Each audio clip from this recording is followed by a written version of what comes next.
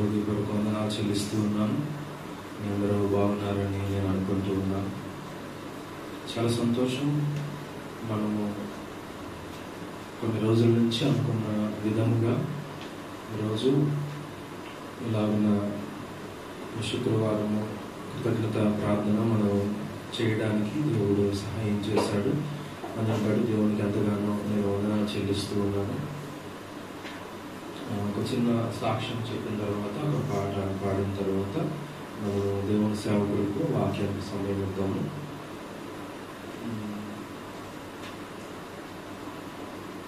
మేము ఇక్కడికి వచ్చి సుమారుగా 10 సంవత్సరాలు అయితే ఉండొచ్చు.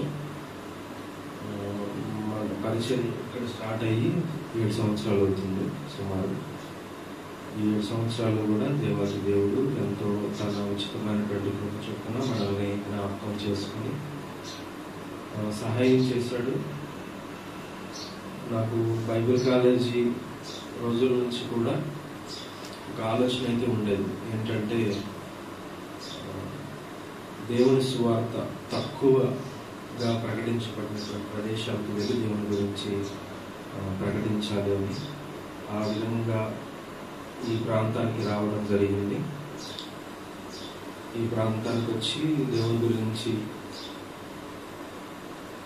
ఎవరికైనా చెప్పాలని ఆలోచన కలిగి ఈ ప్రాంతాల్లో మరి చీకటి మామిడి రావటం, అక్కడ ఆల్రెడీ కొంతమంది దేవుని ఎదిగినటువంటి వారి ద్వారా ఇక్కడ మిమ్మల్ని కలుసుకోవటం, ఇది దేవుని యొక్క ఉచితమైన కృపగా నేను భావించాను.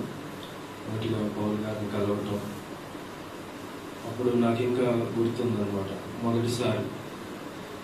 మొదటిసారి మనం మన తోటల్లో ఆరాధన చేద్దాం మనం అని చెప్పి నేను చెప్పడం జరిగింది. దానికి పౌలు గారు అంగీకరించడం, ఆ విధంగా మొదటి ఆరాధన ఆ రోజు తోటలో మనం స్టార్ట్ చేసాం.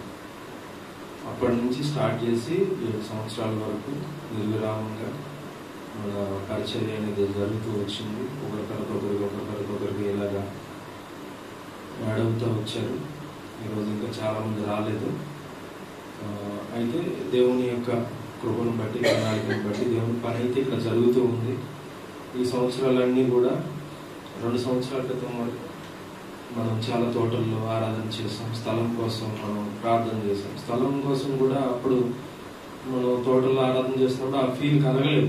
మనకు ఒక స్థలం కావాలని ఆరాధించడానికి అనేటువంటి ఆలోచన కూడా మనకు రాల. ఎందుకంటే మనకు అదే సంతోషంగా అనిపించింది. ఎక్కడికి రోజుకి ప్రతి వారానికి ఒక కొత్త ప్రదేశంలో ఆరాధించడం, ఒక్కొక్క తోటలో ఆరాధించడం, చెట్ల కింద ఆరాధించడం చాలా సంతోషంగా అనిపించింది.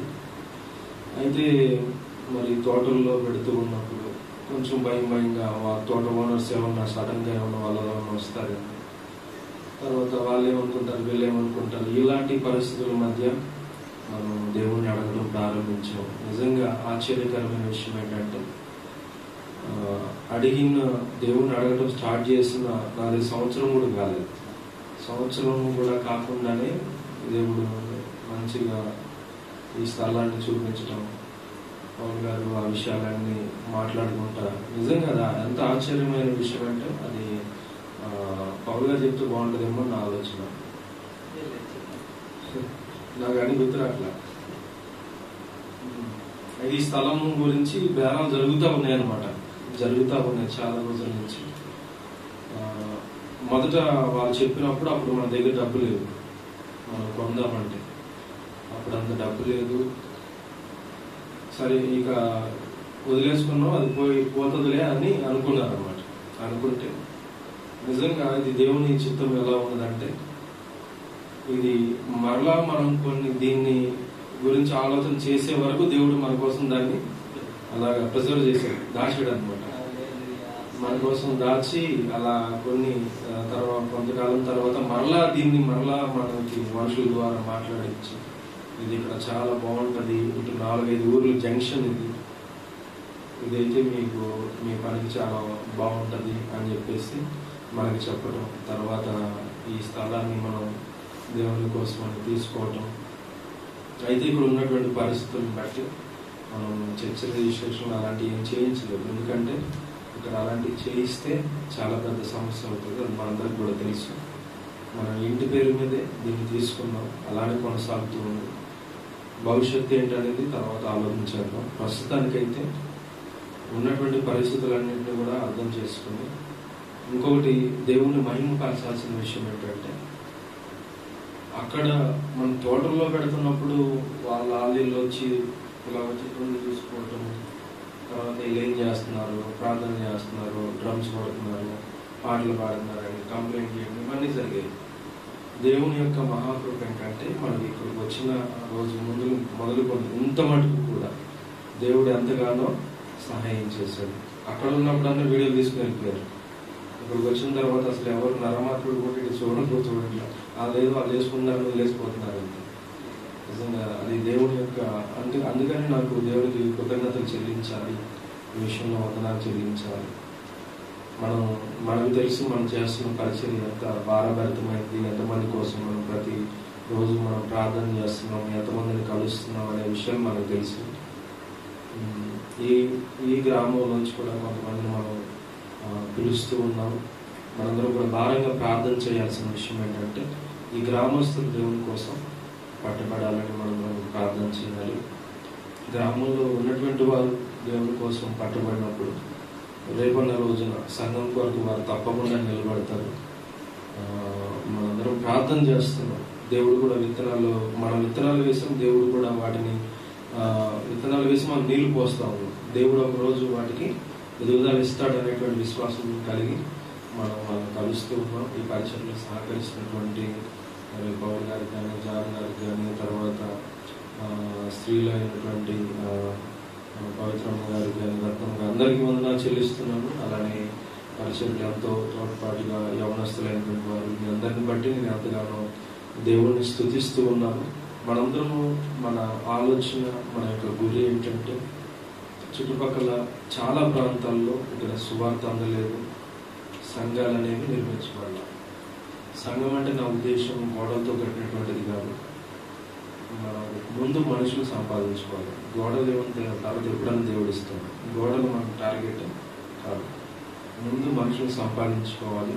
మనుషులు మనం ఎంతగా మనం సంపాదించుకుంటామో, అవసరమైతే దేవుడు ఒక్కొక్క ఊరిలో ఒక సంఘాన్ని కూడా దేవుడు నిలబెట్టగలడు.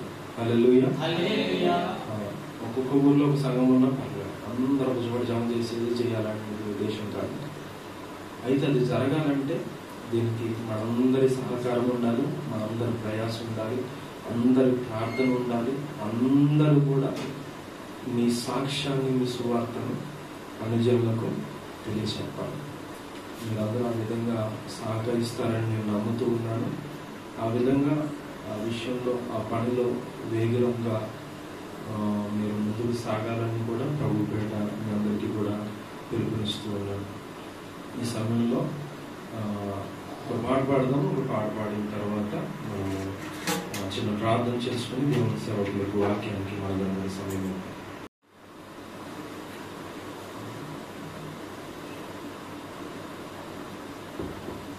యేసుక్రీస్తు ప్రభు వారి పరిశుద్ధ నామములో మరొకసారి మీ అందరికీ నా హృదయపూర్వక వందనాలు తెలియజేస్తున్నాను. అందరికీ వందనాలు. దేవుని మహాప్రభు చేత ఈరోజు మీ మధ్యలోనికి రావడానికి దేవుడు సహాయం చేశారు. బట్టి నేను చాలా సంతోషిస్తున్నాను.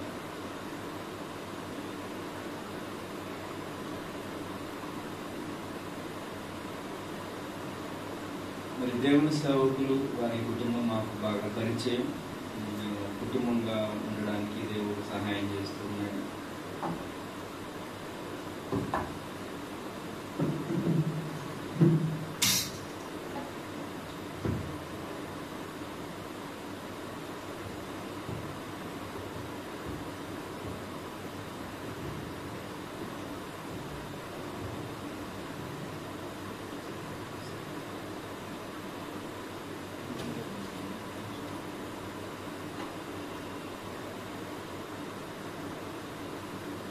దేవుడిచ్చినటువంటి ఏర్పాటును బట్టి నేను చాలా సంతోషిస్తూ ఉన్నాను. మా ఎడల వారికి ఉన్న ప్రేమను బట్టి, దేవుడు మా మధ్య ఉంచినటువంటి ప్రేమను బట్టి సంతోషిస్తున్నాను. మీరు మాతో పాటు కూడా పాలిభాగస్తులయ్యి మీ ప్రేమను కూడా మాతో పంచుతున్నారు. ఇది దేవుని ప్రేమ, చాలా సంతోషకరమైనటువంటి విషయం. నేను ఈరోజు ప్రేమ గురించి చెప్పాలని ఆశపడుతున్నాను. దేవుని ప్రేమ గురించి కొంత సమయం మీకు దేవుని సేవకులు చెప్పినట్లుగా సాక్ష్యాన్ని కూడా పంచుకుంటాను. నా పేరు శ్రీరామయ్య. మాది గుంటూరు జిల్లాలోని ఎర్లపాడు మండలం, జగ్గాపురం గ్రామం. మా నాన్నగారి పేరు ఉమా మహేశ్వరరావు, మా అమ్మగారి పేరు లలిత కుమారి. మా తల్లిదండ్రులకు మేము ముగ్గురు పిల్లలు. నాకు 2 చెల్లెళ్ళు ఉన్నారు. మా పెద్ద చెల్లి పేరు లక్ష్మి, మా చిన్న చెల్లి పేరు రాజీ. మేము వ్యవసాయం చేస్తూ ఉంటాం. మా తండ్రి గారు వ్యవసాయం చేస్తారు. మా తండ్రి గారిని పెంచుకున్న వాళ్ళు ఆయనకి ఎక్కువ ఆస్తి పెట్టారు. వారు 40 ఎకరాలు పైబడి ఆస్తిని కలిగి ఉన్నట్లుగా నాకు చెప్పారు. మా నాన్నగారి సమయంలో నేను 12 ఎకరాలప్పుడు చూశాను. నాన్నగారు గ్రామంలో పెద్దగా ఉంటారు.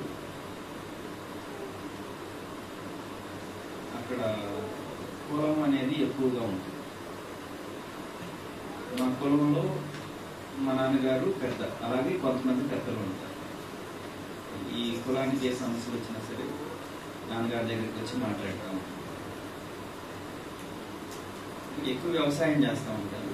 మా ఇంట్లో నేను ఎరిగినప్పుడు 2 పనివాళ్ళు ఉంటారు. సాధారణంగా అక్కడ జీతగాళ్ళు అంటారు. 2 జీతగాళ్ళు ఉంటారు. వాళ్ళు నన్ను కూడా ఎత్తుకొని అట్లా ఇట్లా తీసుకెళ్తారు. నాన్నగారికి తర్వాత నేను చూసిన చిన్న వయసులో అంత అలవాటు లేదు. తర్వాత రాను రాను మత్తు పదార్థాలకు అలవాటు పడ్డాడు. వేరే వేరే అలవాట్లు అట్లా నాన్నగారికి అలవాట్లు వచ్చాయి. అలవాట్లను బట్టి ఆస్తి అమ్ముతూ వచ్చాడు. ఇంట్లో కూడా గొడవలు ఎక్కువ చేస్తూ వచ్చాడు. ఎందుకు ఇలాగు అని అంటే ఒప్పుకునేటువంటి వాళ్ళు. అలా కుటుంబంలో కూడా సమస్యలు పెరుగుతూ వచ్చినాయి. మాకు వరి పండేది, మిరప పండేది, పత్తి పండేది. ఉదాహరణకి వరి పండింది అనుకోండి, ఇంటికి రాదు, అంత రైస్ మిల్కి వెళ్ళిపోయిందని. ఇంటికి ఒక బస్తా కూడా. ఆ పండిన రోజు ఒక నెల ఇంట్లో బియ్యం ఉంటాయి, ఆ తర్వాత ఇంకొండవు. ఆ రైస్ మిల్లులో ఉండి కావాల్సినప్పుడు తెచ్చుకోవచ్చు, మీరు వెళ్ళి తెచ్చుకోండి అంటారు. అక్కడికి వెళ్తే ఆయన మమ్మల్ని నిలబెడతాడు.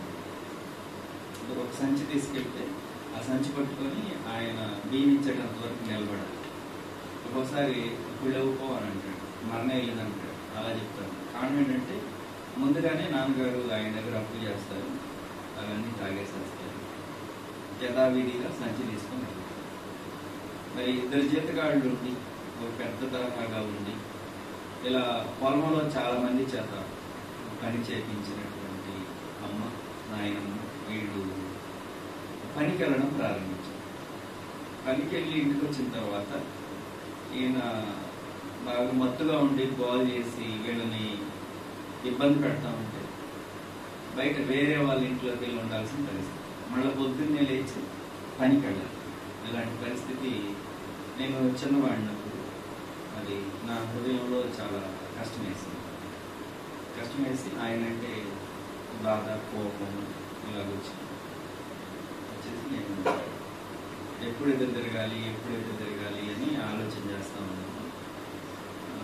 ఒకరోజు ఇట్లా పనులు చేసేటప్పుడు ఆయనతో పాటు నేను కూడా పని చేసేటప్పుడు ఆయనకున్న శక్తి నాకు కూడా ఉంది, ఇక్కడ ఆయన నేను ఏదైనా చేయొచ్చు అని అనిపించింది. అప్పుడు ఎదురు తిరిగి ఆయన్ని దూషించాను. చాలా గొడవలు జరిగాయి. ఇప్పుడు తను ఏమన్నారంటే, మా ఇంట్లో ఇది నాది, నా ఆస్తి, నా ఇంట్లో ఉండడానికి వీలు లేదు అన్నారు. నేను వెళ్ళిపోతానని చెప్పి నేను ఇంటిని వదిలిపెట్టేసి ధూళిపాడు ప్రాంతం వచ్చాం. ధూళిపాడులో మాకు అమ్మమ్మ ఉన్నారు, మా అమ్మ వాళ్ళ అమ్మ నాన్న ఉన్నారు, అలాగే మేనత్త ఉన్నారు, మా నాన్నగారి అక్కగారు ఉన్నారు. మా నాన్నగారి అక్కగారు నాకు చాలా ఇష్టం, అత్తండి. వారికి 2 పిల్లలు ఉన్నారు. వాళ్ళు నాతో బాగా కలిసి ఆడతా పడతా ఉంటారు. అందుకని అక్కడ ఇష్టం, అక్కడికి వెళ్ళింది. అక్కడ నుండి పిడిగరాళ్ళ అంచుల వారి పాలన సిటీ బస్సులో పనిచేస్తారు. వాళ్ళ దగ్గరికి వెళ్ళి ఉంటా వచ్చాను. నా పేరు శ్రీరామయ్య అని ఎందుకు పెట్టానంటే, మా నాయనమ్మ వాళ్ళ నాన్నగారి పేరు శ్రీరామయ్య, మా నాయనమ్మ వాళ్ళ నాన్న పేరు శ్రీరామయ్య. ఆయన రామాలయ నిర్మాణానికి ప్రాతినిధ్యం వహించాడు, కర్త. దానికోసం కొన్ని భూములను కూడా దేవుని మాన్యం అంటారు. ఆ దేవుని మాన్యం దాన్ని పండించుకుంటారు. బ్రాహ్మణుడు పూజలు చేస్తారు, బ్రాహ్మణుడికి బత్తినిస్తారు. రోజు పూజ చేసినందుకు బత్తినిస్తారు. ఈ కొన్ని ఎకరాల పొలాన్ని కౌలుకి ఇచ్చుకొని దాని మీద వాళ్ళు జీవనోపాధి జరిగింది. విగ్రహారాధన చేస్తూ ఉంటారు. మా ఇంట్లో చిన్న సమస్యలను బట్టి నేను దూరంగా సిటీ బస్సులో పనిచేయడం వచ్చాను. కాబట్టి నాకు 10వ తరగతి పూర్తయిపోయింది. 10వ తరగతి పూర్తి చేసిన తర్వాత గొడవ జరిగింది. నేను బయటకు వచ్చాను. తర్వాత ప్రైవేట్గా చదువుకోవాలని కొద్దిగా కష్టపడ్డాను. అయితే అక్కడ సిటీ బస్సులో పనిచేసేటప్పుడు మా అత్తయ్య దగ్గరికి అట్లా వెళ్ళాము. కష్టపడి చాలా ధనాన్ని సమకూర్చుకోవాలి అనేటువంటి విధానం ఉండేది. అయితే అన్నం తినకుండా సంపాదించాము. ఉదయం టిఫిన్ చేసేవాడిని, మధ్యాహ్నం అరటిపళ్ళు తినేవాడిని, లేదా మాకు చౌకగా భోజనం ఇస్తారు ఒక ప్యాకెట్. అందులో నాతో పాటు పనిచేసేటువంటి వాళ్ళు షేర్ చేసుకున్నారు. ఒక పూట అరటిపళ్ళు తిని ఇట్లా ఏదో ఒకటి తింటూ తక్కువ డబ్బులు ఖర్చు పెట్టి అవన్నీ కూడా నా రక్త సంబంధుల దగ్గర దాచిపెట్టాను. నాకు బాగాలేదని చెప్పి హాస్పిటల్కి ఒక రోజు తీసుకెళ్ళారు. ఒక సిరప్ ఇచ్చారు, 2 ఇంజక్షన్లు చేశారు, 2 అట్లు ట్యాబ్లెట్స్ ఇచ్చారు. నీ డబ్బులన్నీ అయిపోయి అన్నారు. ఇంట్లో పరిస్థితి అలా ఉంది, ఏళ్ళ పరిస్థితి ఎలా ఉంది. ఇక నాకు వాళ్ళ మీద కాస్త ఏడ్చాను. అప్పటి వరకు నేను ఎంతో అభిమానంగా ఉన్నాను కదా, ఇప్పుడు నాకు పిచ్చి పెట్టింది. అప్పటికే కొద్దిగా పెట్టుంది, ఇప్పుడు ఇంకా ఎక్కువ పెట్టింది. నాకు ఎలా అప్పటికీ చాలా నాకు కోపం ఎక్కువ, పిచ్చి పిచ్చిగా ఉండేవాడిని చిన్నప్పుడే. నేను పెరిగిన వాతావరణం అలా ఉంటుంది. మా ఇంట్లో బాంబులు ఉంటాయి, గండ్రగొడ్డలు ఉంటాయి, బరిసెలు ఉంటాయి, కర్రలు ఉంటాయి, ఇలాగూ ఆయుధాలన్నీ ఉంటాయి. ఎందుకంటే ఎప్పుడు గొడవ జరిగితే అందరూ మా ఇంటికి వచ్చేసి కులాల మధ్య గొడవలు ఉంటాయి, పార్టీలప్పుడు గొడవలు ఉంటాయి. మా ఇంటికి వచ్చి ఎవరు ఎటు వెళ్దాం, ఏం చేద్దాం, ఎలా వాళ్ళతో కొట్లాడదామని చెప్పి ఈ కర్రలు ఇవన్నీ కూడా తీసుకొని వెళ్తారు. అయిపోయిన తర్వాత అందరూ తీసుకొచ్చి అక్కడ పెడతారు. ముందుగానే ఎవరికి వాళ్ళు వెళ్ళిపోతే ఇబ్బంది పడతారని చెప్పి మా ఇంటికి వచ్చి అట్లా జరిగింది. ఆయుధాలన్నీ అట్లా ఉంటాము. అలాంటి వాతావరణంలో పెరిగాను కనుక నాకు ఈ భాషలో చెప్పాలంటే పిచ్చి పట్టి బాగా ఉద్రేకం, కోపం. ఒక మనిషిని చూస్తే ఏమనిపించదంటే అతని దగ్గరికి వెళ్ళి కళ్ళతోటి చర్మాన్ని ఇట్లా పీకాలనిపించదు. ఇంకా అలా అనిపించేది. ఎవరిని అలా ఒక వ్యక్తిని అలా చేశాను. తర్వాత కొంత సమస్య వచ్చింది, కొంచెం ముందుకు వెళ్ళింది. అలా ఉండేటప్పుడు ఈ వీళ్ళని వదిలిపెట్టేశాను. వదిలిపెట్టేసి ఈ సిటీ బస్ మీద పనిచేస్తూ నేను ప్రతిపాడొచ్చు.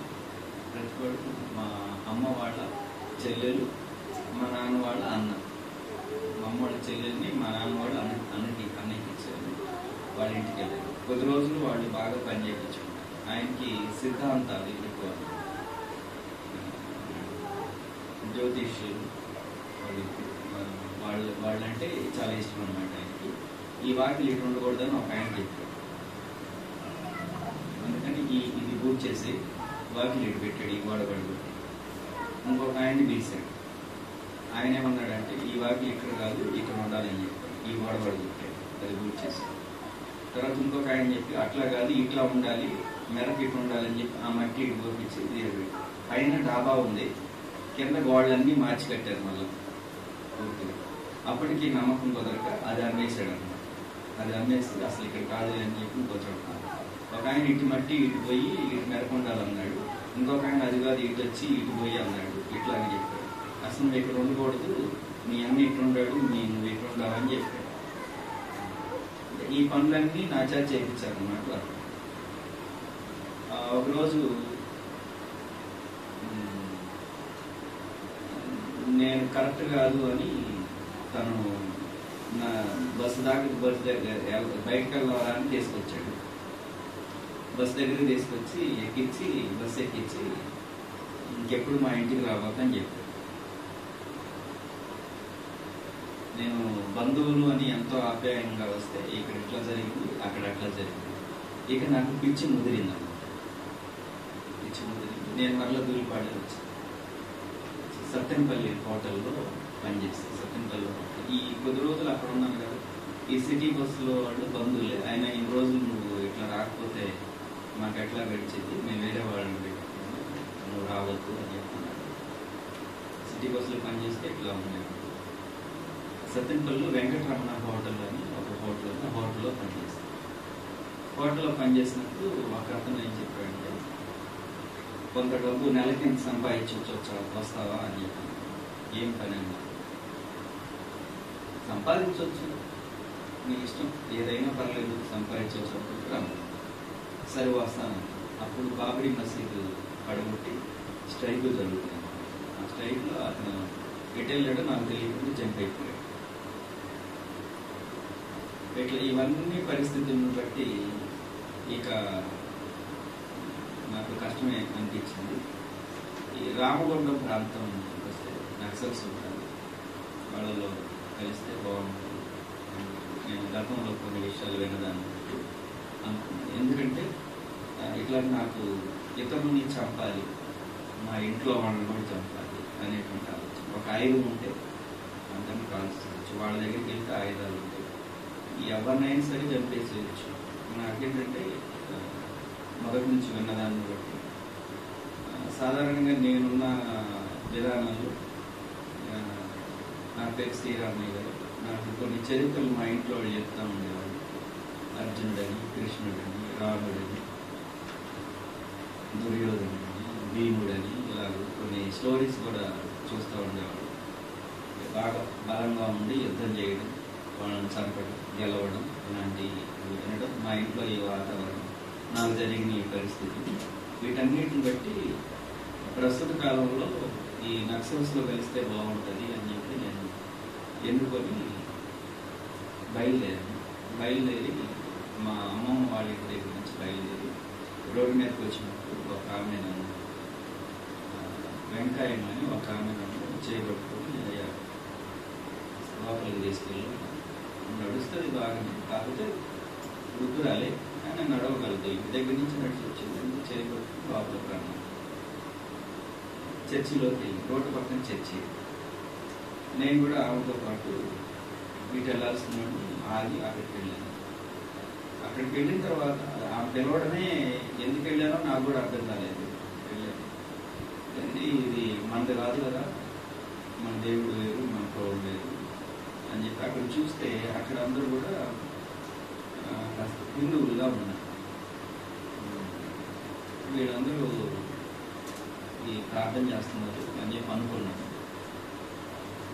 ఆ దృష్టి అలా ఉంది. ఇంకా ఆ రోజు అక్కడే గడిపాడు, ఆ ప్రార్థన అయిపోయేంత వరకు అక్కడే ఉంది.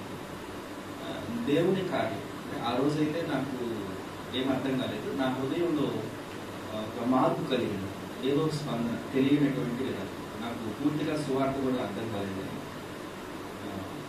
నన్ను ఎవరు ప్రేమిస్తున్నారు అనేటువంటి, నేను ఎవరి కోసం బ్రతకాలి అనేటువంటి ప్రశ్నలు ఉండేవి. కానీ ఆ రోజు నా హృదయంలో ఏదో ప్రశాంతత, ఏదో ఒక మంచి ప్రేమ పొందుతున్నట్టుగా, ఎవరో వచ్చి నన్ను హట్ చేసుకొని మంచిగా నడిపిస్తున్నట్టుగా అలాంటి అనుభూతి నేను పొందుతాను. చెప్తుంది. ఆ రోజు మరలా తిరిగి ఇంటికి వెళ్ళి ఆ రోజు వాళ్ళు అడిగారు, నువ్వు యవనస్తుడివి, నువ్వు దేవుణ్ణి వెంబడిస్తే చాలా బాగుంటుంది, నువ్వు దేవుణ్ణి వెంబడించాయా, దేవుడు చాలా మంచివాడు, నిన్ను ప్రేమిస్తాడు, నిన్ను బాగా చూసుకుంటాడు అని చెప్పాడు. ఈ పరిస్థితులన్నీ ఎదుర్కొన్న మీదట ఆ పదాలు కూడా నాకు కాస్త తీగా అనిపించాయి.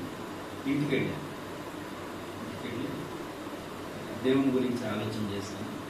సాధారణంగా తెలుసు, ఈ ప్రార్థనకి వెళ్ళే వాళ్ళు సినిమాలకు వెళ్ళిపోతారు, వ్యభిచారం చేయరు, దొంగతనం చేయరు, వాళ్ళు మంచిగా ఉంటారు, నీట్గా ఉంటారు అనేటువంటి కొన్ని పదాలు మాత్రమే నాకు తెలుసు. ఆ తర్వాత ఆ రోజు వాళ్ళు బాప్తిసం తీసుకొని అడిగారు. బాప్తిసం తీసుకోవడం అంటే నేను ప్రేమించే దేవుడికి నువ్వు అప్పగించుకోవడం, ఆయన నిన్ను ప్రేమిస్తాడు, నువ్వు ఆయన ప్రేమిస్తాను నడిస్తే నీ జీవితం బాగుంటుంది అని చెప్పి నాకు అవును అనిపించింది. సరేననిపించింది. సరేనన్నా. మరలా ఏమన్నారంటే ఈరోజు బాప్తిస్ కార్యక్రమం ఉంది, తీసుకోమని చెప్పిన వాళ్ళు తీసుకునే ఆమె రాలేదు, ఆమె సుజ్ఞానమ్మని ఇంకొక ఆమె ఉంది, ఆమె రాలేదు, వచ్చే వారం తీసుకో అంటారు. సరేలే అన్న. అలా దేవుని మీద ప్రేమ కలిగింది. ఈ వారంలో దేవుని గురించి తెలుసుకున్నాను. ఆయన నన్ను ప్రేమించారు, తన కుమారుడిని లోకానికి పంపించారు, ఆయన నా పాపముని సిలువేయబడ్డారు. మనిషి హృదయంలో ఉన్నటువంటి చెడంతా క్షమించబడి కడిగి వేయబడుతుంది. ఆ చెడు ద్వారా వచ్చే ఫలితం మనకు లేకుండా దేవుడు ఉచితంగా నిత్య జీవం ఇస్తాడు. యుగయుగాలు ఆనందంగా ఈ జీవిత కాలం కూడా తృప్తిగా ఆయన కోసం బ్రతకొచ్చు. ఆయన సహాయం చేస్తాడు. మన హృదయంలో పుట్టే రావుతులు, కోపం, కక్ష, ఈ భేదాలు ఇవన్నీ లేకుండా అందరితో కలిసి ఉండేటట్టు మంచి మనసు ఇస్తారు. నూతనత్వాన్ని దేవుడు కలుగుతారని చెప్పి వాళ్ళు చెప్తారు. దేవుడి గురించి సువార్త ఈ విషయాలు విన్న తర్వాత మరి కొన్ని విషయాలు తెలుసుకుని యేసుక్రీస్తు ప్రభుని నాకు సొంత రక్షకునిగా నేను అంగీకరించి నేను ప్రార్థన చేసుకున్నాను. మా అమ్మ నాన్నోడి మీద నాకు చాలా కసిగా ఉంది, నా బంధువుల మీద చాలా కక్షగా ఉంది, వాళ్ళ మీద కొన్ని వాళ్ళని చంపాలనిపిస్తుంది. మరి నా హృదయం మార్చు, నేను నువ్వు చెప్పినట్లు ఉండాలని అనుకుంటున్నానని నేను చిన్న ప్రార్థన చేస్తున్నాను. దేవుడు మహాకృప. ఖచ్చితంగా చెప్పాలంటే నాకు కనిపించినటువంటి దేవుడిని నేను నమ్మాను. అంటే నా హృదయంలో అనుభూతి ఏంటంటే దేవుడు నా హృదయంలో ప్రేమను పోసాడు అని నేను నమ్ముతున్నాను. లేఖనాలు మనం చదువుకున్నప్పుడు దేవుని ప్రేమ మీ హృదయంలో కుమ్మరించబడి ఉన్నది అన్నట్టు. మరి మన తండ్రి గారి మీద, మా అమ్మగారి మీద నాకు ప్రేమ కలిగింది. మా తాతయ్య గారు, మా అమ్మ వాళ్ళ నాన్నగారు నన్ను పంపించడానికి చాలా ప్రయత్నాలు చేశారు. కానీ నాకున్న స్వభావాన్ని బట్టి తాను భయపడ్డాడు. తర్వాత చెప్తాడు, వీడు నన్నేం చేస్తాడు, వాడేం చేసుకుంటాడు, వీడి పరిస్థితి బాగాలేదని భయపడ్డాను అని చెప్పాడు. తర్వాత అందుకు మా అమ్మగారు వాళ్ళ అక్కగారు పద్మ అని వాళ్ళ అక్కగారు, మా అమ్మ వాళ్ళ అక్క, వాళ్ళిద్దరు కూడా నా గురించి చెప్పుకొని వీడు ఎంతగా చెడిపోతాడు, వీడి పరిస్థితి ఏంటో, వీడిని చూస్తే ఇప్పుడే భయం వేస్తుంది అని చెప్పి చెప్పుకున్నాను. నేను చేసే గొడవలు, నేను వెళ్ళే కార్యక్రమాలు, పరిస్థితులను బట్టి వాళ్ళు భయపడ్డారు. అలాంటి వ్యక్తిని దేవుడు తన ప్రేమతో నన్ను నింపినప్పుడు నేను మా తల్లిదండ్రులు ప్రేమించాలంటే మా తాతయ్యతో చెప్తాను, నేను ఇంటికి వెళ్తాను చెప్పినట్టు సరే ఆయన ఆశ్చర్యపోతూ దేవుడే సహాయం చేశాడు అని చెప్పి తను కూడా మార్పు చెందాడు. దేవుని మహాప్రభు నేను కూడా ప్రార్థించాను, తను కూడా మార్పు చెందాడు. ఎందుకంటే నాలో ఇంత గొప్ప మార్పు యేసు ప్రభు ద్వారా ఒక వారంలోనే ఇంత మార్పు కలిగింది అనేటువంటిది తను గుర్తించగలిగాడు. అప్పటి వరకు సినిమాలకి రకరకాల విధానాలు ఉండేవాడు. అప్పటి నుంచి నేను ఇంకేం చేయకూడదని నిర్ణయించుకున్నాను. దేవుడు అట్లా ఎక్కించాడు. ఇక నేను మా ఇంటికి వచ్చి అప్పటికి మా ఇల్లు వదిలిపెట్టి 9 నెలలు అవుతుంది. ఈ 9 నెలల్లో ఇదంతా జరిగింది. 9 నెలల తర్వాత నేను మా ఇంటికి వచ్చాను. మా ఇంటికి వచ్చేటప్పుడు నేను బైబిల్ తీసుకొని వెళ్ళాను. మా నాన్నగారు బాగా తాగున్నారు. అంటే ఈ సమయంలో మొత్తుగా ఉండడు అనేది ఏం లేదు. నిద్ర లేగిస్తేనే బాటిల్ మంచం పక్కన ఉండాలి. ఒకవేళ పొరపాటున కాసేపు మాట్లాడదాము, ఈ మొత్తులో ఉంటే పిచ్చి పిచ్చిగా మాట్లాడుతున్నాడని ఆ బాటిల్ పొరపాటున ఎప్పుడన్నా తీశారు అని అంటే ఆ రోజు ఏది ఉంటే అది తీసుకొని బాధేస్తారు. అమ్మనైనా ఎవరినైనా సరే ఎవరు తీసుకురా ఖచ్చితంగా బాటిల్ కనబడాలి, ఇట్లా ఉంటా ఉండేది. నేను వెళ్ళేసరికి మొత్తగానే ఉన్నారు. నేను బైబుల్ తీసుకుని వెళ్ళాను. మా ఇంటి దగ్గర ఒక పాస్టర్ గారు ఉన్నారు, ఆయన పేరు అంజీ. ఆయన నాన్నగారిని చూస్తే భయపడింది. మా నాన్నగారు లేనప్పుడు మా ఇంటికి వస్తారు, ఉన్నప్పుడు అసలు రాడు. మా నాన్నగారిని పెంచినాక ఆయన చేత ప్రార్థన చేయించుకున్నాను. ఆయన లేనప్పుడే వచ్చాడు. అయితే ఆయన అప్పుడు హాస్టల్కి ఒక బ్యాగ్ ఉండేది, ఇప్పుడేమో ఈ బ్యాగ్లో తీసుకుని తిరుగుతున్నాను. అప్పుడు సంచి తగిలించుకుంటున్నాను. ఇప్పుడు డ్రమ్ము కూడా తీసుకొని ప్రార్థనకి వెళ్ళాను. ఇప్పుడు అంత సెలవులో పెట్టేస్తున్నాను. ఈ డ్రమ్ము తగిలించుకొని వెళ్ళాను. ఎలా ఉండేదంటే అడుక్కునే వాళ్ళు ఏం చేసేవాళ్ళు, వాయించుకుంటూ వచ్చారు. అప్పట్లో అడుక్కునే వాళ్ళు వాయించుకుంటారు, కంట కానీ డోలక్ కానీ వాయించుకుంటూ అడుక్కోవడానికి వచ్చారు. అట్లా ఒక గమేడ వచ్చేస్తాను అడుగుతాను. అది ఆడున్నాడు కదా, వాడితో పాటు నువ్వు కూడా నేను తీసుకుని వచ్చావు, ఆయన చేత కాలేదా బతకడం అని చెప్పి కొన్ని విషయాలు ఇంకా నేను సాధారణ భాషలో మాట్లాడుతున్నాను, బైబుల్ భాషలో. ఆయన ఇంకా ఖర్చు బూతులు తిట్టాడు. నేను ప్రేమించాలి కదా, నేను దోచుకోవాలి కదా అని చెప్పి మా నాన్నగారు నేను నిన్ను ప్రేమిస్తున్నాను అని చెప్పాను. దానికి తిట్టారు. నేను చెప్పాను, నేను ఈ బైబుల్ ద్వారానే ఇంటికి వచ్చాను, నేను నిన్ను ప్రేమిస్తున్నాను, నువ్వేం చెప్పలేదు, నేను నిన్ను దూషించి నేను బాగా ఇబ్బంది పెట్టి ఇంటికి వెళ్ళాను, క్షమించు అని చెప్పాను. అమ్మోడు భయపడ్డారు. అదే నిలబడి మామయ్య మా అమ్మోళ్ళ బ్రదర్ తమ్ముడు ఏమంటాడంటే, ఈ తాగు గాడ్ చేస్తుంది, నువ్వు ఎప్పుడు వచ్చేది గట్టిగా నిలబడి ఆయన ఏదో ఒకటి చేసి అన్నీ మార్పించి అట్లా ఉండు అని చెప్పాను. లేదు నేను ప్రార్థనకి వెళ్తున్నాను అని చెప్పాను. అట్లా గొడవలు ఏదో ఒకటి చేయి, మేము నిలబడతామని చెప్పి మా పెద్దనాన్న మా నాన్న వాళ్ళ అన్న తమ్ముడు వీళ్ళందరూ కూడా చాలా ప్రోత్సాహపరిచారు. కానీ దేవుడిని ప్రేమిస్తున్నాను, ఏమేం చేయకుండా మరి ఎలా మారుతారు, నువ్వేమో బైబుల్ పట్టుకొని వెళ్ళు, వీడేమో బాటిల్ పట్టుకొని తిరుగుతుంటాడు, ఈడు పాడేది, ఇప్పుడున్న ఆస్థాన నీ పేరు మీద రాపిస్తాము, నువ్వు మాత్రం వెళ్ళొద్దు అని చెప్పాను. నేను వెళ్ళాల్సిందే అని చెప్పి నేను బైబుల్ కాలేజీకి వెళ్ళాను. వెళ్ళేటప్పుడు కూడా మా నాన్నగారికి చెప్పి వెళ్ళాను, ఒక కత్తి తీసుకొని నిలువుని ఇలా కోసేస్తాను నిలువు ఇంటిగా అని చెప్పాను. చెప్పాలంటే చెప్పి వెళ్తున్నానని నా మనసులో అనుకొని నేను వచ్చేసాను. బైబుల్ కాలేజీకి వెళ్ళేటప్పుడు కూడా నాకు ఏమీ లేవు. తర్వాత ₹10 వేసుకొని నాకు ఒక బాక్స్ కొనిపెట్టారు, ఒక బైబుల్ కొనిపెట్టారు, పాటలు పుస్తకం కొనిపెట్టారు. వాళ్ళు కొనిపెట్టిన వాటితో నేను కాలేజీకి వెళ్ళాను. అక్కడ ఒకే చెత్తతోటి వెళ్ళాను. వెళ్ళేటప్పుడు కూడా చొక్కా పట్టుకొని లాగి చినిగిపోయింది, గుండి పట్టదు. ఇట్లా ఎప్పుడు ఎలా ఉంటుందని ఇలా పెట్టినా ఇలా వస్తూ ఉంటుంది. నాకు కుట్టుకోవడానికి సూది దారం కూడా ఏం లేదు, నాకు చేతకాదు కూడా. ఎందుకంటే అప్పటి వరకు నేను అంతగా ఎక్కువ పనులు చేసిన వాడిని కాదు. ఇంట్లో అట్లా పెరిగిపోయాను, పనులు చేయకుండా పనులు వేయించారు. ఆ పరిస్థితిని బట్టి ఇంకా అక్కడ కాలేజీలో కొన్ని ఇబ్బందులు ఎదురైనాయి. దేవుడు ప్రేమిస్తాడు అనేటువంటిది నా పునాది. ఆయన నన్ను ప్రేమిస్తాడు. నా అవసరతల్లో కూడా ప్రభువుకి ప్రార్థన చేస్తాను. మన సందర్భాల్లో కాలేజీలో టిఫిన్ చేయాలంటే బట్టలు ఉంటేనే వెళ్ళాలి, బనియన్ మీద కూడా వెళ్ళకూడదు. నాకు బనియన్ కూడా లేదు, ఈ చొక్కా ప్యాంట్ మాత్రమే, లోపల దుస్తులు కూడా ఏమి లేదు. నేను మధ్యలో టిఫిన్ కానీ అన్నం కానీ ఇట్లా మానేసేసి బట్టలు ఉతుక్కొని గట్టిగా పిండుకొని అప్పటికప్పుడు వేసుకుంటాను. అప్పటికి ఇప్పటికి నాకు అలవాటు. బయటకు వెళ్ళి ఎక్కడికైనా వెళ్ళినా బనియన్ ఉంటే కనుక ఇప్పుడు దాన్ని పిండేసుకొని ఒళ్ళకి పిలుచుకొని మళ్ళీ దాన్ని పిండుకొని వేసేసుకొని వెళ్ళిపోతాను. ఇబ్బంది. దేవుడు మంచి అలవాట్లు నేర్పించేటప్పుడు ఆహారం అనుకొని అలా చేసుకునేది. అట్లా ఎప్పుడు కూడా ఇది లేదని బాధ కలగలేదు నాకు. దేవుని ప్రేమను బట్టి నాకు కొంచెం తృప్తిగా ఉంటుంది.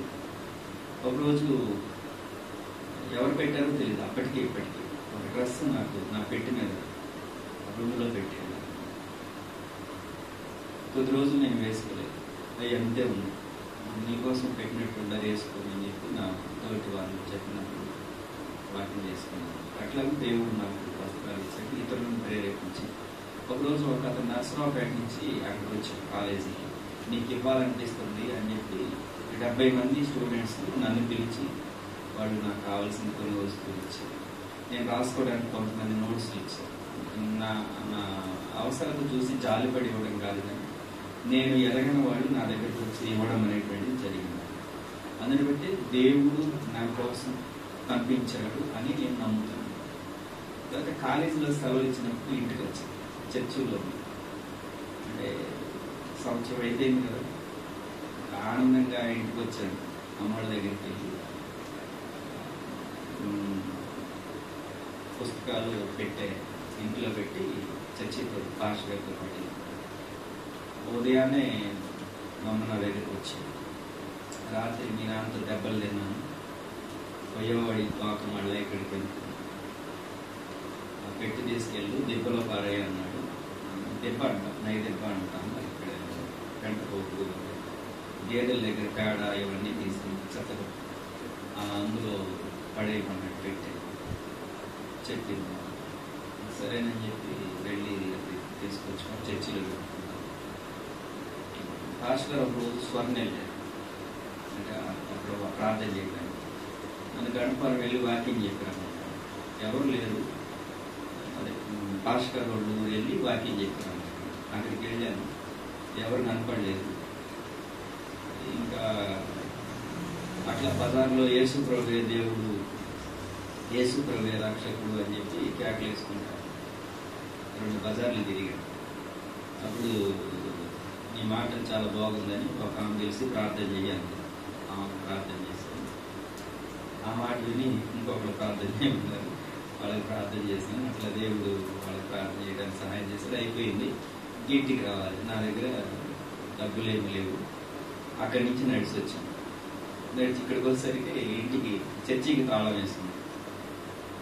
చర్చికి తాళం వేసిందని పాస్టర్ గారు వాళ్ళ ఇంటికి వెళ్ళి వెళ్తే అక్కడ తాళం వేసింది. బాగా చలి తిన్నారు, చలికి తట్టుకోలేక బాగా వండుతాం. పాస్టర్ గారు వాళ్ళ ఇంటి దగ్గర ఇట్లా పంచం ఉంటుంది, పంచలో పొయ్యి అట్లా ఉంటుంది. ఈ లోపల ఇది ఉండదు, ఈ గోడ ఉండదు, ఈ చుట్టూ బయట ఉంటుంది. ఇంట్లోకి ఇట్లా వెళ్తాం. అటు పక్కేమో వంటగది. ఇక కాళ్ళు తుడుచుకునే పట్ట ఉంటుంది కదా, దాన్నన్నా కప్పుకుందామని చూసా. చీకటిగా ఉంది, తవుడు ఆడుకొని చూస్తే ఆ పట్టన్నా కనపడింది. ఈ కాళ్ళు తుడుచుకోవడానికి పట్టన్న వేయలేదు. వెళ్ళి చలికి ఒంటి మీద వేసుకుంటే బాగుంటుంది అనిపిస్తుంది, పట్టుకోలేకపోతుంది. ఇంటికి వెళ్తేనేమో రానివ్వదు. వంటగదిలోకి వెళ్ళి అగ్గిపెట్టంలో దొరికిద్దామని వెతికా. వంటగది అంటే వండుకొని ఇంట్లో తీసుకెళ్తారని అక్కడేమి ఉండదు, పొయ్యి ఉంటుంది అంటే. చూస్తే అక్కడ కూడా నాకేమి దొరకలేదు. వెతుక్కున్నాను.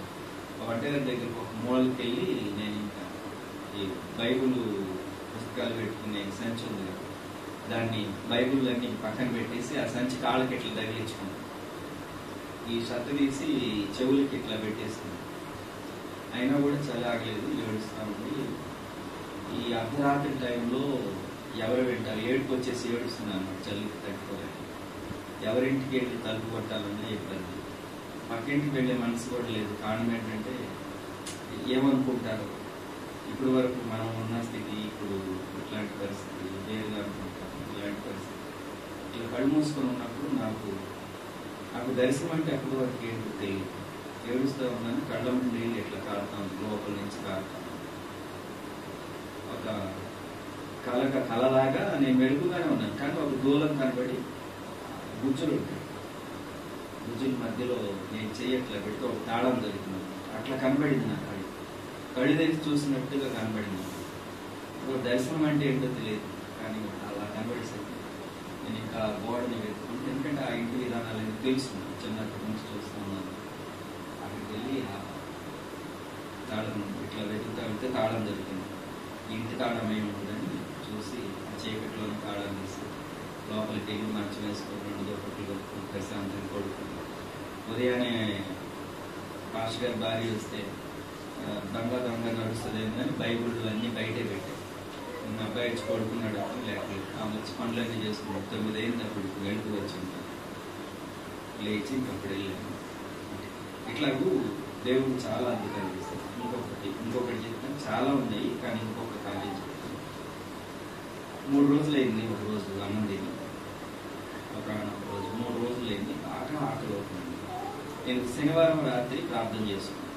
ప్రభు బాగా ఆకలి అవుతుంది, ఇంక నా వల్ల కాదు, నేను ఉపవాసం ఉండలేదు, నాకు అన్నం లేదు, ఎందుకంటే ఇంటికి వెళ్ళడం లేదు, పరిస్థితి ఇలా ఉంది. పాస్టర్ ఏమో భోజనానికి వెళ్ళేటప్పుడు భోజనం చేసిరా అంటాడు. సరే అని చెప్పి నేను అక్కడ దాకా వెళ్తాను. పాస్టర్ ఇంటికి వెళ్ళగానే వెనక్కి తిరిగి వస్తాను.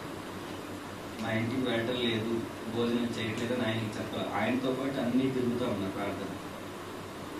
3 రోజులు అవుతుంది. బాగా ఆకలి అవుతుందని శనివారం ప్రార్థన చేసుకున్నాను. ఏం ప్రార్థన చేశానంటే, నాకు ఎక్కువ ఆకలిగా ఉంది, నేను తట్టుకోలేకపోతున్నాను. ఇక పడేస్తారు కదా, పనికిరానన్ను గుర్తిగాపులో కానీ కుక్కలకు కానీ పెట్టాను. అదైనా పర్లేదు, తినేసేస్తాను, ఏదో ఒకటి కడుపులోకి వెళ్ళాలి ఇప్పుడు అని నేను ప్రార్థన చేశాను. ఆ ప్రార్థనలో ఇంక మర్చిపోయాను. ఆదివారం ఉదయాన్నే నీళ్లు తాగాను, ప్రార్థన ప్రారంభించాలి. ప్రార్థన అయిపోయిందాక ఆకలి కాలేదు నాకు. ప్రార్థన అయిపోయేసరికి రాత్రి ప్రార్థన చేశాను. 3 రోజులు అవుతుంది, ఇంకా అన్నం రాలేదు ఏంటి అని అనుకుంటాను. అన్నదిన వస్తావా అబ్రహాం అన్నాడు. వెళ్తా గేట్ దాటాను. మళ్ళీ పిలిచి ఇలా గ్యారేజీ నుండి తీసి పెట్టు, ఒక ఆమె అన్నం తీసుకొచ్చింది, నీతో పాటు ఉండే ఇంకొకడు కూడా పెట్టు అని ఉంది. నాతో పాటు నువ్వు ఉన్నావుగా, ఎవరు లేదుగా, తిను నాతో పాటు. ఆమెకి కళ వచ్చింది, అన్నం తీసుకెళ్ళారు. సో బిర్యానీ తీసుకొని వచ్చింది. చాలా తృప్తి కలిగింది. ఇట్లాగూ దేవుడు ప్రేమిస్తున్నాడు అనేటువంటిది నా జీవితంలో చాలా ఉన్నతమైనటువంటి అనుభవం. అంటే చిన్న అవసరత దగ్గర నుంచి చాలా పెద్ద అవసరత వరకు కూడా దేవుడు నా జీవితంలో చేసిన కార్యాలు చాలా ఉన్నతంగా ఉన్నాయి. ఇట్లాగూ దేవుడు నా జీవితంలో కార్యం చేస్తారు. నేను మళ్ళీ కాలేజీకి వెళ్ళి చదువు అయిపోయిన తర్వాత పాస్టర్ గణపవరం పరిచర్యకి వచ్చాను. అక్కడ ఇద్దరితోటి అట్లా ప్రారంభించబడింది పరిచర్య. ఆ ఇద్దరు ఎవరంటే మేరిమ్మ, సత్యవేదమ్మ అని ఇద్దరు ఉన్నారు. వాళ్ళిద్దరు అంతకుముందు ఎక్కడికో ప్రార్థనకి వెళ్ళేవాళ్ళు. పాస్టర్ గారు లేడు అని చెప్పి వాళ్ళు నన్ను ప్రార్థన పెట్టమన్నారు.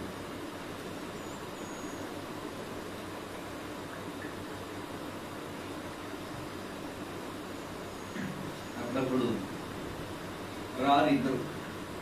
అంటే ఒక పెద్ద ఇంకొక ఒక రకంగా ఉంటారు. వాళ్ళు ఒక్కోసారి ప్రార్థన కొరకు రాదు. వాళ్ళ ఇంటికి నేను వెళ్ళడానికి లేదు. కారణం ఏంటంటే వాళ్ళ ఇంట్లో వాళ్ళు ప్రార్థన వాళ్ళు వస్తే ఒప్పుకోరు. కొన్ని సందర్భాల్లో వర్షం వచ్చి తడిచిన సందర్భాలు, వర్షం వచ్చి తడిస్తే ఒంటి మీద బట్టలు ఆరాల్సింది. నాకు ఎక్కడికి వెళ్ళి ఉండడానికి లేదు. పాస్టర్ గారు అన్నాడు, నువ్వు అక్కడికి సేవకి వెళ్ళి ఇక్కడికి రావద్దు అని చెప్పాడు. అది ముందు చర్చిలో ఉండేవాడిని. ఇప్పుడు ఆయన రావద్దు అనేసరికి నాకు ఇంకా ఎక్కడికి వెళ్ళాలి అర్థం కాదు. వీళ్ళేమో ఇంటికి రాని, ఇప్పుడు పొలాల్లోనే పడుకున్నారు. తర్వాత ఆదామని ఒక వ్యక్తి మా ఇంట్లో ఉన్నామని చెప్పి, అంటే తనకి ఎలా జరిగిందంటే తను ముందు దాగి చనిపోవాలనుకున్నాడు తనకున్న సమస్యలను బట్టి. అయితే దేవుని కృపలో అతనికి వాక్యం చెప్తే అతను బాప్తిసం తీసుకొని ప్రభువుని వెంబడించాడు. వాళ్ళ ఇంటికి తీసుకెళ్ళాడు. కొద్ది రోజులు వాళ్ళ ఇంట్లో ఉంటారు.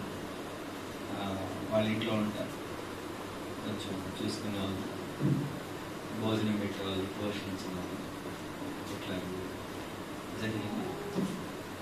ఆ తర్వాత ఇంకా పరిచర్యలో ఆ ఇద్దరు ఇంకొక ఇద్దరు అయ్యారు. తర్వాత వజ్రం అని ఇంకొక ఆమె వచ్చారు. వజ్రం వేల్పులో వజ్రం అని ఒక ఆమె ప్రార్థనకు వచ్చారు. తర్వాత కారుమూరి భాగ్యం అని ఇంకొక ఆమె ప్రార్థనకు వచ్చింది.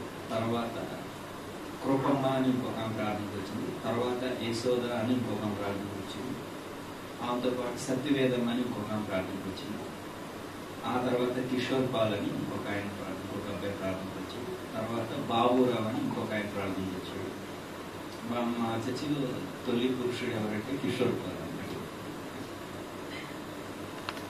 ఆ తర్వాత ఇంకా ఇద్దరు అలా పెరుగుతూ దేవుడు కార్యాలు చేశారు.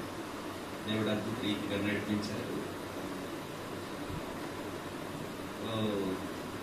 చిన్న గది. ఆ గదిలో ఆ గది పడతలేదంటే మేమేదో వ్యాపించాము. గది ఎంత ఉండదంటే ఈ పిల్లర్ ఇంటి దీనికి ఈ వెడల్పు ఎంత ఉండదు, దాన్ని పెట్టుకుంటాం. ఇంత గదిలో ప్రార్థన జరిపోవాలి. ఆ తర్వాత పట్టడం లేదని బయట అద్దెకి తీసుకుంది. ఆ తర్వాత దేవుడు ఒక స్థలం చూపిస్తే అక్కడికి వెళ్ళాము. అది ఊర్లో అక్కడ చౌదరీస్ రెడ్డిస్ ఎక్కువ మంది, చౌదరీస్ ఎక్కువ మంది. ప్రభు నాకు ఒక స్వప్నం ద్వారా నాకు చూపించాలి. అక్కడికి వెళ్ళాను. నేను భయపడ్డాను.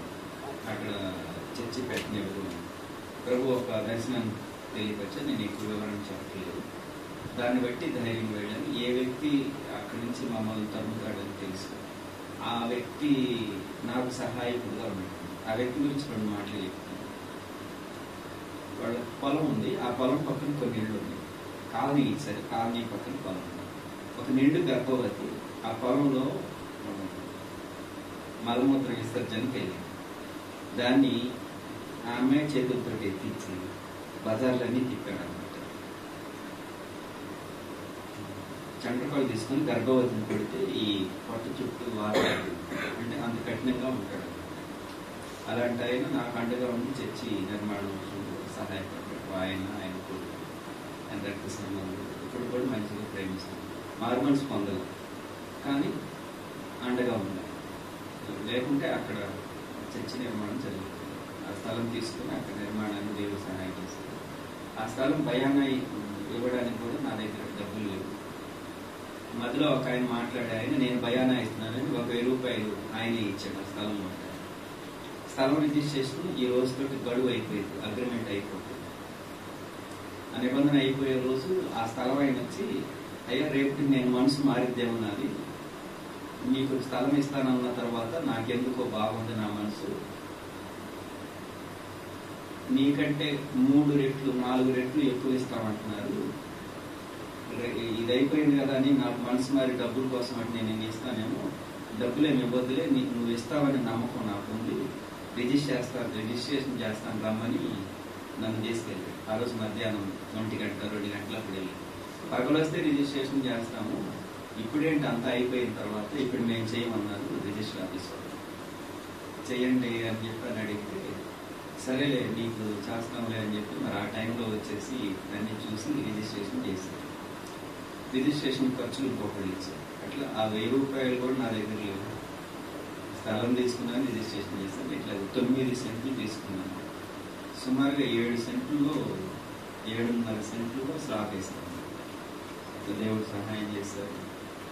ఇలాగూ సేవకులను కూడా కొంతమందిని లేపారు, సేవకులు నేర్పించారు.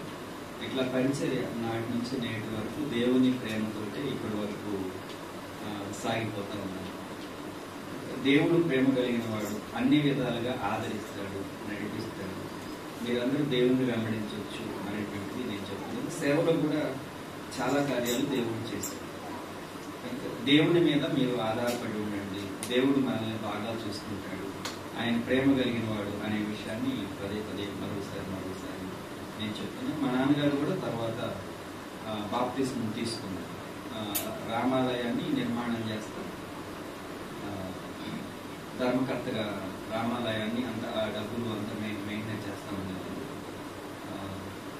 అది కట్టేటప్పుడు సగంలో నేను ఇది మానేస్తున్నానని చెప్పి అది మానేసేసి వచ్చి బాప్తిస్మం తీసుకుని ప్రభుని వెంబడించారు.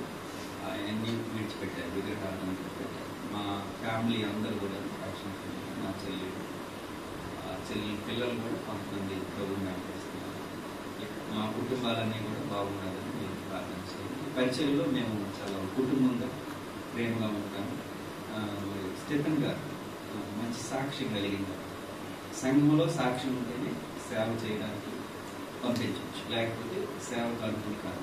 సంఘంలో మంచి సాక్ష్యం కలిగి అందరి దగ్గర మంచి పేరు పొంది అపోస్తలుల కార్యం 6వ అధ్యాయంలో మంచిగా పరిచర్య చేస్తూ ఉంటారు. ప్రభు మీద ఆధారపడుతూ మరి వారి జీవిత భాగస్వామి ఇలాగ ఇరువురు కూడా కలిసి దేవుని సన్నిధిలో మంచిగా సాగుతున్నారు. దేవుడు వారికి ఇచ్చిన పిల్లలు కూడా విధేయతగా ఉన్నారు. నేను మీ కుటుంబాన్ని బట్టి చాలా సంతోషిస్తున్నాను. మీ మధ్య భారం కలిగి పనిచేస్తాను. నా దగ్గరికి వచ్చినప్పుడు కొన్ని పర్యాయాలు ఫోన్ చేసి మీ గురించి మాట్లాడుతూ ఉంటారు. మీరు మిమ్మల్ని చూడకముందు కూడా మీరు నాకు తెలుసు, మీ సమస్యలు కూడా కొన్ని విషయాలు చెప్పగలిగినవి నాకు చెప్తూ పలానాడికి బాగాలేదు ఇట్లాగే చెప్పి ప్రేర్ చేయమని చెప్తాను. వివాహాల విషయాల్లో కూడా పలానాడికి ఇట్లా వివాహం విషయాలు ఇట్లా అవసరం ఉంది, వారికి నమ్మకస్తులు దొరకాలి, వాళ్ళ కోసం ప్రార్థన చేయండి అని చెప్పి చెప్తాను. మీతో దగ్గర అనుబంధం నాకు లేకపోయినప్పుడు మీకు దగ్గరగా నాకు తన ద్వారా తెలిసింది. మా సంఘంలో కూడా మీకోసం మేము ప్రార్థన చేస్తాము. మీ మీద మంచి ప్రేమ కలిగి దేవుని ప్రేమను మీకు పంచుతూ మీ క్షేమం కోసం తను ఇంట్లో వ్యక్తిగతంగా కన్నీరు కారుస్తున్నాడు, తన కుటుంబంతో కన్నీరు కారుస్తున్నాడు అనేటువంటిది తెలుసు అనమాట. ఎందుకంటే మీ గురించి చెప్పేటప్పుడు చాలా హృదయ భారంతో నాతో మాట్లాడుతూ ఉంటారు. వీళ్ళ పరిస్థితి ఇలాగుంది ఇలా చెప్తా ఉంటారు.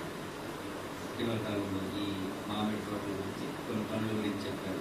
దీని గురించి చిన్న సందర్భం, కొన్ని సందర్భాల్లో నష్టం కూడా వస్తుంది, కొన్ని సందర్భాల్లో కాపురాలు, కొన్ని సందర్భాల్లో వాతావరణం బాగోదు, పళ్ళు ఇలా ఉంటాయి, ఖర్చులు మాత్రమే వస్తాయి, చాలా ఇబ్బందులు పడతాయి, కష్టపడి పని చేస్తారు, లేచిన దగ్గర నుంచి వీళ్ళు కష్టం ఇలా ఉంటుంది అని చెప్పి చెప్తూ ఉంటారు. ఇలా మంచి ప్రేమతో అంటే దేవుని ప్రేమతో ఉన్నటువంటి దేవుని సేవకులు మీకు దొరకడం కూడా దేవుని కృపని నేను నమ్ముతున్నాను. కనుక ఆయన చెప్పినటువంటి మాటలను మీరు బాగా ఆలోచిస్తూ ఆలకిస్తూ ఏముందిలే అని అనుకోకుండా ఇట్లా అన్నప్పుడు ఎందుకు రామన్నారు అనేటువంటి విషయాన్ని ఆలోచిస్తూ ముందుకు వెళ్ళాలని ప్రేమతో మీ అందరికీ మరొకసారి నేను తెలియపరుస్తున్నాను. ఎందుకంటే తన గురించి తాను మీకు చెప్పుకోలేకపోవచ్చు, ఎరిగిన వారిగా నేను మీతో పంచుకుంటున్నాను. దేవుని వాక్యాన్ని క్లుప్తంగా కొంతసేపు మీతో మాట్లాడతాను. ఇప్పటి వరకు దేవుని ప్రేమిస్తున్నాడు, నన్ను ప్రేమించారు, నన్ను ప్రేమించాలనడానికి చాలా రుజువులు నేను చూడగలిగాను. నా కోసం మరణించారు అనేటువంటిది చెప్తూ భౌతికంగా కూడా పోషణ కానీ సంరక్షణ కానీ అన్ని విషయాలు చూసుకుంటూ నన్ను దేవుడు నడిపిస్తున్నాడు అనేటువంటిది చెప్తూ వచ్చింది. ఆ పరిచర్యలో మా పరిచర్యలో రక్షణ పొందినటువంటి విధానమే దేవుని సేవకులు మరి వారు తర్ఫీదు పొంది దేవుని వాక్యాన్ని బాగా నేర్చుకుని, నేను తెలుగు మాత్రమే చదువుకుని తెలుగు బైబిల్ కాలేజీలో 2 సంవత్సరాలు మాత్రమే చదివాను. తన బైబిల్ ఇంకా ఎక్కువగా మంచిగా చదువుకున్నారు. 4 సంవత్సరాలు బైబిల్ కాలేజీలో చదువుకున్నారు. బైబిల్ గురించి కూడా బాగా తెలుసు.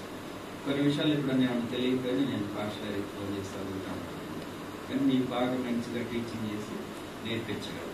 కానీ దేవుడు నాకు ఇచ్చిన అనుభవంలో నుండి ఈరోజు కొంతసేపు మీతో మాట్లాడతాను, దేవుడి వాక్యాన్ని పంచుకుంటాను. నేను ఈరోజు చెప్పాలనుకున్నటువంటి విషయం ఏంటంటే ప్రేమ గురించి చెప్పాలనుకుంటున్నాను. యేసు ప్రభు మరణించడానికి కొంత సమయం ఉంది. ఒక లక్షణం గురించి చెప్పాడు. యేసు ప్రభువు వారు తాను మరణించడానికి కొంత సమయానికి ముందు ఒక లక్షణం గురించి చెప్పాడు. ఆ లక్షణం ఏంటి అని అంటే ప్రేమ.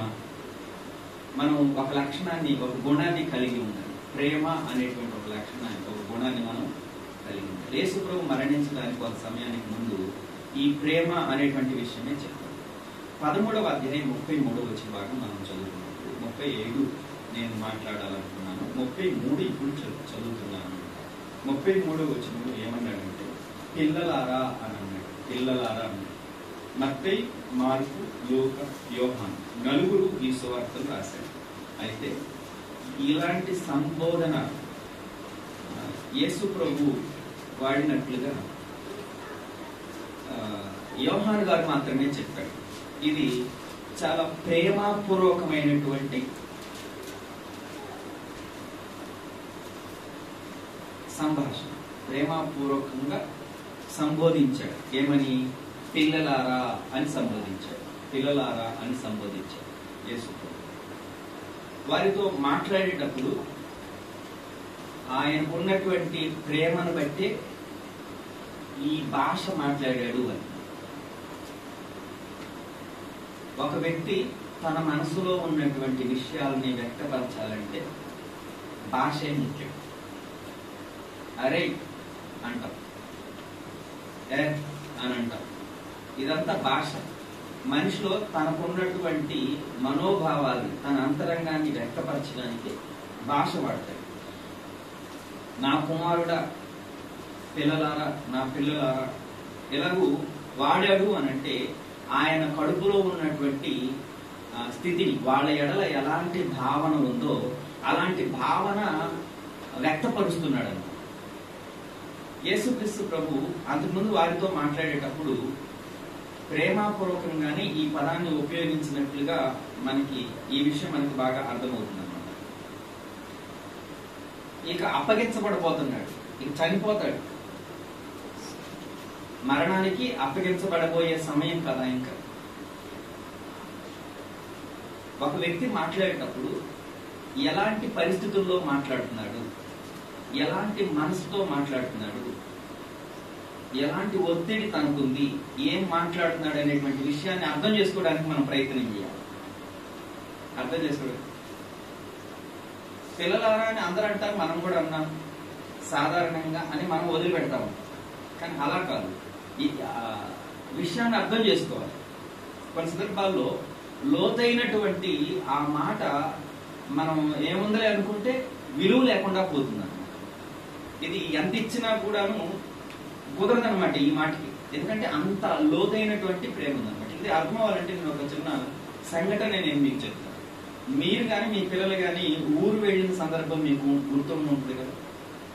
ఊరు వెళ్ళేటప్పుడు మీ పిల్లలే వెళ్తున్నారు అనుకోండి,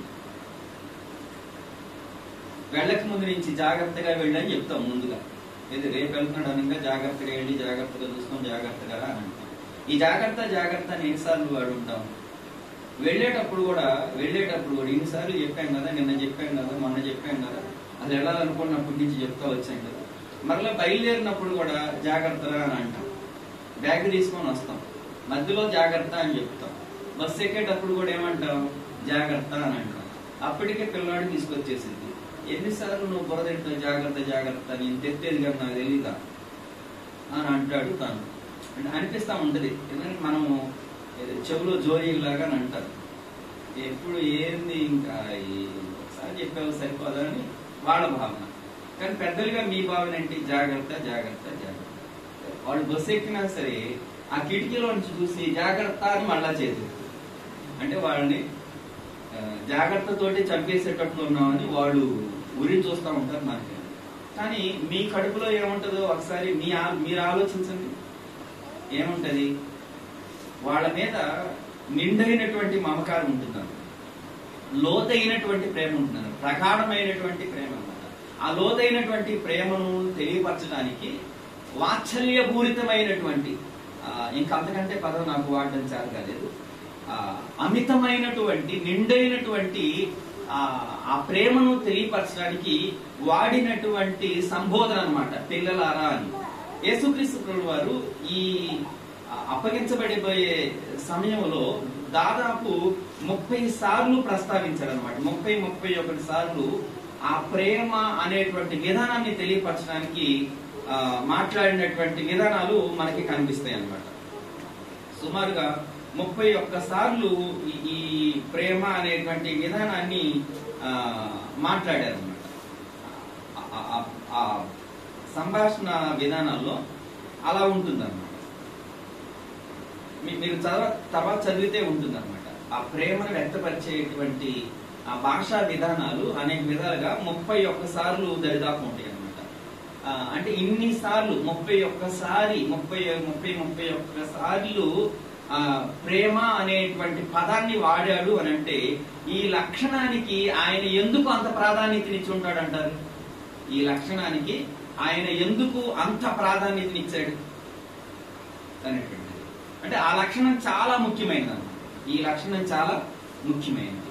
ఆయన ఈ లక్షణాన్ని మాటలతో మాత్రమే చెప్పడం కాదు, క్రియాపూర్వకంగా కూడా ప్రేమ అంటే ఎలా ఉండాలో చూపించినటువంటి విధానం. ప్రేమ అంటే ఎలా ఉండాలో చూపించినటువంటి విధానం. ఒక చిన్న ఉదాహరణ చెప్తాను. చాలా విషయాలు చెప్పాలి, కానీ సమయం తక్కువగా చెప్పాలని నేను తలుస్తున్నాను. 1 గంట లోపల ముగించాలనే ఉద్దేశంతో నేను చెప్తున్నాను. ఒక లక్షణం చెప్తాను. లోకానికి ప్రేమ తెలియదు. ప్రేమ దేవుని మూలముగానే కలుగుతుంది. లోకం ప్రేమను తెలుసుకోవాలంటే దేవుని చూసే తెలుసుకోవాలి. ఆ దేవుని ప్రేమను వెల్లడి చేసింది ఎవరు? దేవుని కుమారుడైన యేసుక్రీస్తు వారు వెల్లడి చేశారు. ఈ ప్రేమలో ఒక ఉన్నతమైన ఇది ప్రేమ అనేటువంటి మనం చెప్పాలంటే ప్రామాణికమైనటువంటి ప్రేమ. ప్రామాణికమైనటువంటి ప్రేమ అంటే ఆధారం ఉంది ఈ ప్రేమకు, ఇదే ప్రేమ అని చెప్పాలంటే అందులో ఒక లక్షణం ఉండాలి. దాన్ని ఏమంటారంటే స్వేచ్ఛ అని అంటాం. ఒకసారి మీరుతో చెప్తారా? స్వేచ్ఛ. ఇప్పుడు దేవుడు ఆదామును హవ్వను ప్రేమించాడా లేదా? ప్రేమించాడు కనుకనే ఆ ప్రేమ ప్రామాణికమైనటువంటి ప్రేమ అని మనం చెప్పుకుంటే ఆ ప్రేమలో దేవుడు ఏమిచ్చాడని చెప్పుకోవచ్చు. ఆ ప్రేమలో దేవుడు ఏమిచ్చాడని చెప్పుకోవచ్చు. ప్రేమ ప్రామాణికమైనది మనం చెప్పుకుంటున్నాం కదా. దేవుడు ఆదాము హవ్వను ప్రేమించాడా? తన సృష్టి అయిన ఆదాము హవ్వను దేవుడు ప్రేమించాడా? ప్రేమిస్తే ఆ ప్రేమ ప్రామాణికమైనదే అన్నప్పుడు ఆ ప్రేమలో ఏముండాలి? స్వేచ్ఛ ఉండాలి. మరి ఆదాము హవ్వలకు స్వేచ్ఛ ఇవ్వబడిందా? రోబోల్లాగా వాళ్ళు దేవుడు చెప్పిందే చేసేవాళ్ళ? రోబోల్లాగా వాళ్ళు దేవుడు చెప్పింది చేసేవాళ్ళ? స్వేచ్ఛ ఇవ్వబడిందా? స్వేచ్ఛ ఇవ్వబడింది. అయితే దేవుడు ఇచ్చినటువంటి స్వేచ్ఛ వారు ఎలా వాడుకున్నారు అనంటే ఆ స్వేచ్ఛని విధేయతకి వాడుకోకుండా అవిధేయతకి వాడుకున్నారు. విధేయతకి వాడుకోకుండా అవిధేయతకి వాడుకున్నారు. దాని ఫలం ఏంటి? వేదన, బాధలు, ముఖ్యంగా చెప్పాలంటే పాపం. దేవుడు స్వేచ్ఛ ఇచ్చాడు కనుక పాపం వచ్చిందా? దేవుడు ప్రేమించాడు కనుక పాపం వచ్చిందా? అసలు పాపం ఎందుకు వచ్చిందంటే ఏం చెప్తాం మనం? సాధారణంగా ఏం చెప్తారు? అలా చెట్టు పెట్టే కదా అని అంటారు. చెట్టు వేసిన వాడు చెట్టు ఫలాలు తినకుండా, అది మాత్రమే తినకుండా ఏదైనా చేయగలడా? చేయలేడా? చేయగలడు. కానీ స్వేచ్ఛ ఇచ్చాడు. మన ఇంట్లోకి వెళ్దామండి. భార్యాభర్తల గురించి ఆలోచన చేస్తే మీకు అర్థమవుతుంది. ఒక భర్త తన భార్యకి కావలసినవి అన్ని ఇస్తాడు. వస్త్రాలు ఇస్తాడు, తినే ఇస్తాడు, తాగడానికి ఇస్తాడు, అన్ని ఇచ్చేస్తున్నాడు. నేను ఏది తక్కువ చేశాను అని అంటాడు. ఒకటి లేదు. ఏంటది? స్వేచ్ఛ. నేను బాగా ప్రేమిస్తాను కానీ నేను చెప్పినట్టుగా తను బతకాల్సిందే అనేటువంటిది చెప్పాడు అనుకోండి. ప్రేమించాడని మీరు అనుకుంటారా? ప్రేమించడం సరైనది కాదనుకుంటారా? మీ గురించి ఆలోచన మీ పిల్లలకి పెళ్లి చేస్తారు కదా, ఆడపిల్లలు కలిగి పెళ్లి చేసిన చెప్పాలా? కనుక ఒక భర్త తన భార్యకి స్వేచ్ఛనిస్తేనే ప్రేమించినట్టు, అంతేగాని అన్ని పెడితే ప్రేమించినట్టుగా. ఎందుకంటే మన ఇంట్లో రోబోల్లాగా వాళ్ళు బ్రతకూడదు. దాన్ని ట్యూన్ చేసి ఇలాగనే పాడాలి. మనం ఏం చేసి సెల్లో రికార్డింగ్ చేస్తాం, అది పెడితే అదే పాడిద్ది కానీ మరొకటి పాడడానికి లేదు దానికి. ఎందుకంటే మనం చేసిందే పాడిద్ది. అలాగే మనం ఏం చెప్తే అదే చేయాలి కానీ వేరేది తనకంటూ స్వేచ్ఛ లేకుండా చేస్తే అది ప్రేమ అనబడదు అనేటువంటి సాధారణంగా మనం చెప్తాం. మన ఇంట్లో ప్రేమ ఉంది అని అంటే అందరికీ స్వేచ్ఛ ఉంది. అందరికి స్వేచ్ఛ ఉన్నంత మాత్రాన అన్ని మంచి, నాకు స్వేచ్ఛ ఉంది కానీ చేయకూడని పనులు కొన్ని, నాకు స్వేచ్ఛ ఉందని అన్ని చేయను, ఎందుకంటే అవి మంచివి కాదు కనుక చేయను. అన్ని చేసే స్వాతంత్రం ఉంది కానీ అవి చేయదగినవి కాదు. ఇది అర్థం చేసుకోవాలి. దేవుడు ప్రేమిస్తున్నాడు అనేటువంటి విషయాన్ని అర్థం చేసుకోవాలి. ప్రేమ అనేటువంటి విషయానికి యేసు ఎంతో ప్రాధాన్యతనిచ్చాడు. దేవుడు ప్రేమిస్తున్నాడు, దేవుడు ప్రేమై ఉన్నాడు అనే విషయాన్ని యేసు వెల్లడి చేశాడు. యేసుక్రీస్తు వారు తన ప్రేమను వెల్లడి చేశాడు. 30 సార్లు మాట్లాడాడు అని అంటే ఊరకే మాటలతో కాదు, ఆయన అంతరంగం కూడా ప్రేమతో నిండి ఉంది. ఆయన ప్రేమ అనే గూడు కలిగి మాట్లాడుతున్నాడు అనమాట. ప్రేమ లేకుండా మాట్లాడుతున్నాడు. ప్రేమ అనే నిధి తనకు కలిగి మాట్లాడుతున్నాడు అనమాట. ఆయనే ప్రేమ అనమాట. ఆయన ఒక నిధి. ఆయన ఏంటి నిధి అని అంటే ప్రేమకు నిధి. కనుక ప్రేమ కలిగి మాట్లాడుతున్నాడు అనమాట. ఈరోజు దేవుని దగ్గరికి నేను వచ్చాను అని అంటే నేను ప్రేమించబడుతున్నాను అని అర్థం అనమాట. అందుకే మనం ఒక వ్యక్తి మాట్లాడేటప్పుడు ఆ వ్యక్తి మాట్లాడిన మాట ఏంటి, ఆ మాట యొక్క అర్థం ఏంటి అని అంతవరకు మాట్లాడుకుని ఆగిపోవడం కాదు. కానీ ఎలాంటి ఆలోచనతో మాట్లాడుతున్నాడు, ఆయన ఎలాంటి హృదయం కలిగి మాట్లాడుతున్నాడు, మన ఎడల ఎలాంటి స్థితి కలిగి మాట్లాడుతున్నాడు, ఏం చెప్పాలనుకుంటున్నాడు అనేటువంటి విషయాన్ని మనం ఆలోచించాలి. అప్పుడు చిన్న అక్షరానికైనా సరే చాలా విలువ ఉంటుందన్నమాట. ఈరోజు చాలా మంది ఆలోచించరు అనమాట, అర్థం చేసుకోలేనటువంటి పరిస్థితి ఉందన్నమాట. ఇప్పుడు తల్లిదండ్రులు ఉంటారు ఇంకో పిల్లలకి చాలా చెప్తుంటారు, వాళ్ళ హృదయంలో వాళ్ళ తలలో చాలా బరువు ఉంటుంది, కానీ పిల్లలకి అది అర్థం కాదు. ఈ విషయం మీరు ఆలోచన చేసినా అర్థం అవుతుంది అనమాట. ఇక్కడ కూర్చో అంటారు, ఎందుకు కూర్చోవాలి 100 ప్రశ్నలు వేస్తారు, అది చెప్పలేని పరిస్థితి ఉంటుంది. ఎందుకు ఏదన్నా కానీ మంచిగా చేస్తాడు కదా, మరి కూర్చోవచ్చు కదా, ప్రశ్న వేయకుండా ఉండొచ్చు కదా. అక్కడికి వెళ్ళారంటే ఎందుకు వెళ్ళాలని అంటారు, నోరు మూసుకొని వెళ్లే స్థితి ఉండదు. అంటే విధేయత అనేది ఉండదు. ఎందుకు వెళ్ళాలి, ఎప్పుడు వెళ్ళాలి, వెళ్తే ఏందంటారు, వెళ్ళకపోతే ఏందంటారు అని అడుగుతారు. ఇక్కడ కూడా అంతే అడుగుతారు. మా గుంటూరులో అనేది ఎక్కువ ఇలా ఉంటుంది. ఏదన్నా చెప్పారనుకోండి, ఓ ప్రశ్న వేస్తారు అనుకోండి, దాని జవాబు చెప్పరు, మరలా ప్రశ్నే వేస్తారు. ఎలాంటిది ఉంటుంది. ఏం మనం మాట్లాడుకుంటున్నామంటే, ఒక వ్యక్తిని మనం అర్థం చేసుకోవాలంటే ఎలాంటి పరిస్థితుల్లో ఈ మాట చెప్తున్నాడు అనేటువంటిది కూడా అర్థం చేసుకోవాలి. ఇంతకీ యేసుక్రీస్తు వారు ఎలాంటి భావన కలిగి, ఎలాంటి భావనలు తన మనసులో నిండి చెప్తున్నాడు, వారి ఎడల ఎలాంటి స్థితి కలిగి ఆయన మాట్లాడుతున్నాడు, ఆయన ఎలాంటి పరిస్థితుల్లో ఉండి మాట్లాడుతున్నాడు అనేది కూడా చాలా ప్రాముఖ్యమైనది అనమాట. ఎలాంటి పరిస్థితుల్లో ఉండి మాట్లాడుతున్నాడు అనేది కూడా ప్రాముఖ్యమైనది. అందుకే ఇది అర్థం చేసుకున్నప్పుడు మనం ఏం చెప్పగలుగుతామంటే, యోహాను సువార్త 13:35 ప్రకారం ఈ ప్రేమ అనే లక్షణం చాలా ప్రాముఖ్యమైంది. మీరు ఒకరి ఎడల ఒకరు ప్రేమ కలిగిన వారుగా ఉండాలి అని చెప్పాడు. అలా ఒకరి ఎడల ఒకరికి ప్రేమ కలిగి ఉంటేనే నా శిష్యులు అని మీరు నిర్ధారించబడతారు, నా శిష్యులు అని తెలుసుకుంటారు. యేసు ప్రభు శిష్యులుగా మనం ఉండాలి అని అంటే ఎలా తెలియపరచబడిద్ది? కొంతమంది తెల్లని వస్త్రాలు కట్టుకొని వస్తారు, కట్టుకోవద్దని నేను ఎప్పుడు చెప్పను. కొంతమంది బొట్టు లేకుండా ఉంటారు, కొంతమంది రకరకాలుగా లేకుండా ఉంటారు. దాన్ని బట్టి యేసు ప్రభు శిష్యులు అని తెలుస్తుందా? ఎలా తెలుస్తుంది? ఏ లక్షణం అంటే ఆయన శిష్యులు అని గుర్తించబడడానికి ఎలాంటి గుర్తులు ఇచ్చాడు అని అంటే, హృదయంలో ప్రేమ కలిగి ఉండే గుర్తే ఇచ్చాడు. వస్త్రాలు కానీ పై రూపము ఎప్పుడూ కూడా ఆయన చెప్పలేదన్నమాట. కనుక నేను ఇలా రూపాన్ని కలిగి ఉంటే యేసు ప్రభు శిష్యుడిని అని చెప్పడానికి లేదు. యేసు ప్రేమ కలిగినటువంటి వాడు, ఆయన కలిగి ఉన్నటువంటి ప్రేమ మనం కూడా కలిగి ఉండాలని అని చెప్తున్నాడు. ఆయన ఎట్టివాడో మీరును అట్టివారై ఉండాలి అని మాట్లాడుతున్నాడు. దేవుడు ఎట్టివాడు, ప్రేమ కలిగిన వాడు. అట్టివారంగా మనం ఉండాలి అనేటువంటిది ఆయన చూపించి నేర్పించేటువంటి విషయం అన్నమాట. ఇక్కడ కొన్ని స్కూల్స్ ఉంటా ఉంటాయి, కొన్ని స్కూల్స్ ఉంటాయి. ఏదో స్కూల్ పేరు చెప్పండి. పొడమి స్కూల్. ఇంకో స్కూల్ పేరు చెప్పండి. నలంద స్కూల్. నలంద స్కూల్ వాళ్ళందరూ ఒక రకమైనటువంటి వస్త్రాలు వేసుకుంటారు. ఏ స్కూల్ వాళ్ళు అని అంటే వాళ్ళని విభజించి చెప్పొద్దా చెప్పకూడదా? దేన్ని బట్టి? వారి వేషాన్ని బట్టి, వారి వస్త్రధారాన్ని బట్టి, వాళ్ళు ధరించినటువంటి దుస్తులను బట్టి. కానీ మరి దేవుని పిల్లలు అని అంటే దేన్ని బట్టి చెప్పొచ్చు?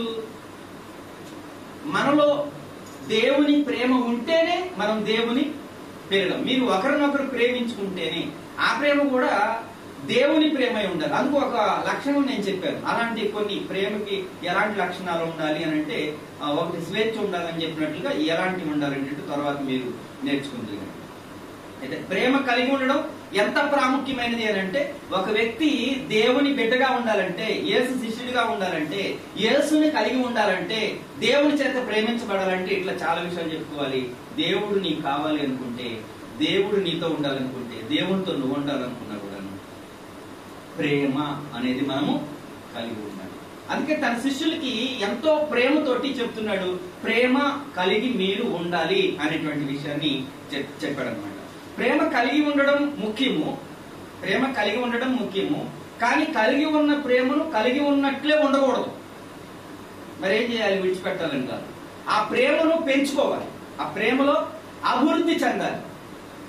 కానీ ప్రేమ కలిగి ఉన్నాం మనం, కానీ ఈ ప్రేమ అంతే ఉంది అని చెప్పినా తప్పే, ఆ ప్రేమ తగ్గిపోతుంది అని చెప్పినా తప్పే. పోయిన సంవత్సరం ఏ క్లాస్ అమ్మా నువ్వు? పోయిన సంవత్సరం.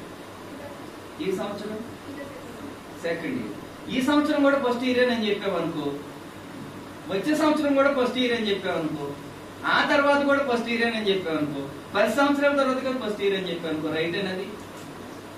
నేను ప్రేమ కలిగి ఉన్నాను అని అంటే మంచిది.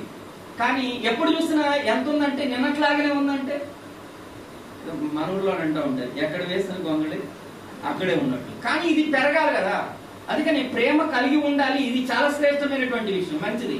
కానీ ఈ ప్రేమ పెరుగుతూ ఉండాలి, అభివృద్ధి చెందాలి. ఎలా అభివృద్ధి చెందుతుంది అనేది తర్వాత ఆలోచించేద్దాం. కానీ అభివృద్ధి చెందాలి అనేటువంటిది మాత్రం చాలా వాస్తవం. అది జ్ఞానానికి మించిన ప్రేమ, ఇది మానవ మెదడుకి మించింది అనమాట.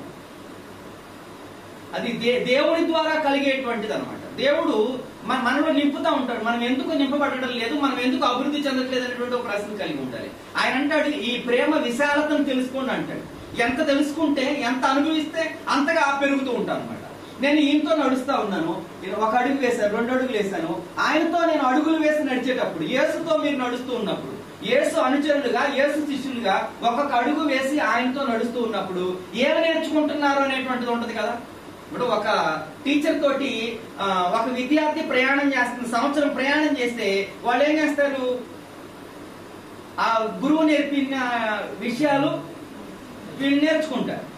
కనుక యేసు అనుచరులుగా యేసుని అనుదినము వెంబడిస్తూ ఆ నడకలో మన అనుభవం ఏంటి, ఆయన్ని ఏమి నేర్చుకున్నాం, గురువుని నేర్చుకున్న శిష్యులు అన్నమాట. ఆయన ప్రేమను మనం నేర్చుకోవాలి, ఆయన నేర్పిస్తాడనమాట. ఆయన ప్రేమను మనకి నేర్పిస్తాడు. కనుక ఈ ప్రేమలో మనం అనుదిన జీవితంలో ఒక్కొక్క అడుగులో మనం ఏమి నేర్చుకుంటూ ఉన్నాం, దినదిన అడుగులో అనేటువంటిది చాలా ప్రాముఖ్యమైనటువంటి ప్రశ్న.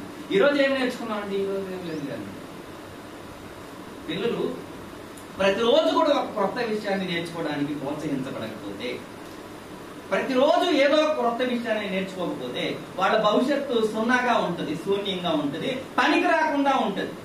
మీరు కూడా చూడండి, పని చేసే వాళ్ళైనా సరే పనిలో రోజు ఏదో కొత్త విషయాన్ని తెలుసుకొని ఇంకా కొత్తగా పనులు చేస్తా ఉంటే పనిలో అభివృద్ధి ఉంటుంది. కానీ ఏం చేసామనంటే అన్నట్టుగా నిర్లక్ష్యంగా సోమరితనంగా ఉంటే, సోమవారం చేరి నేను దాటి రాగది ఎలా ఉంటుంది, పొలం నిన్నట్లాగా ఉండదు, బీడి పడిపోద్ది, పనికి రాకుండా పోతా ఉంటుంది.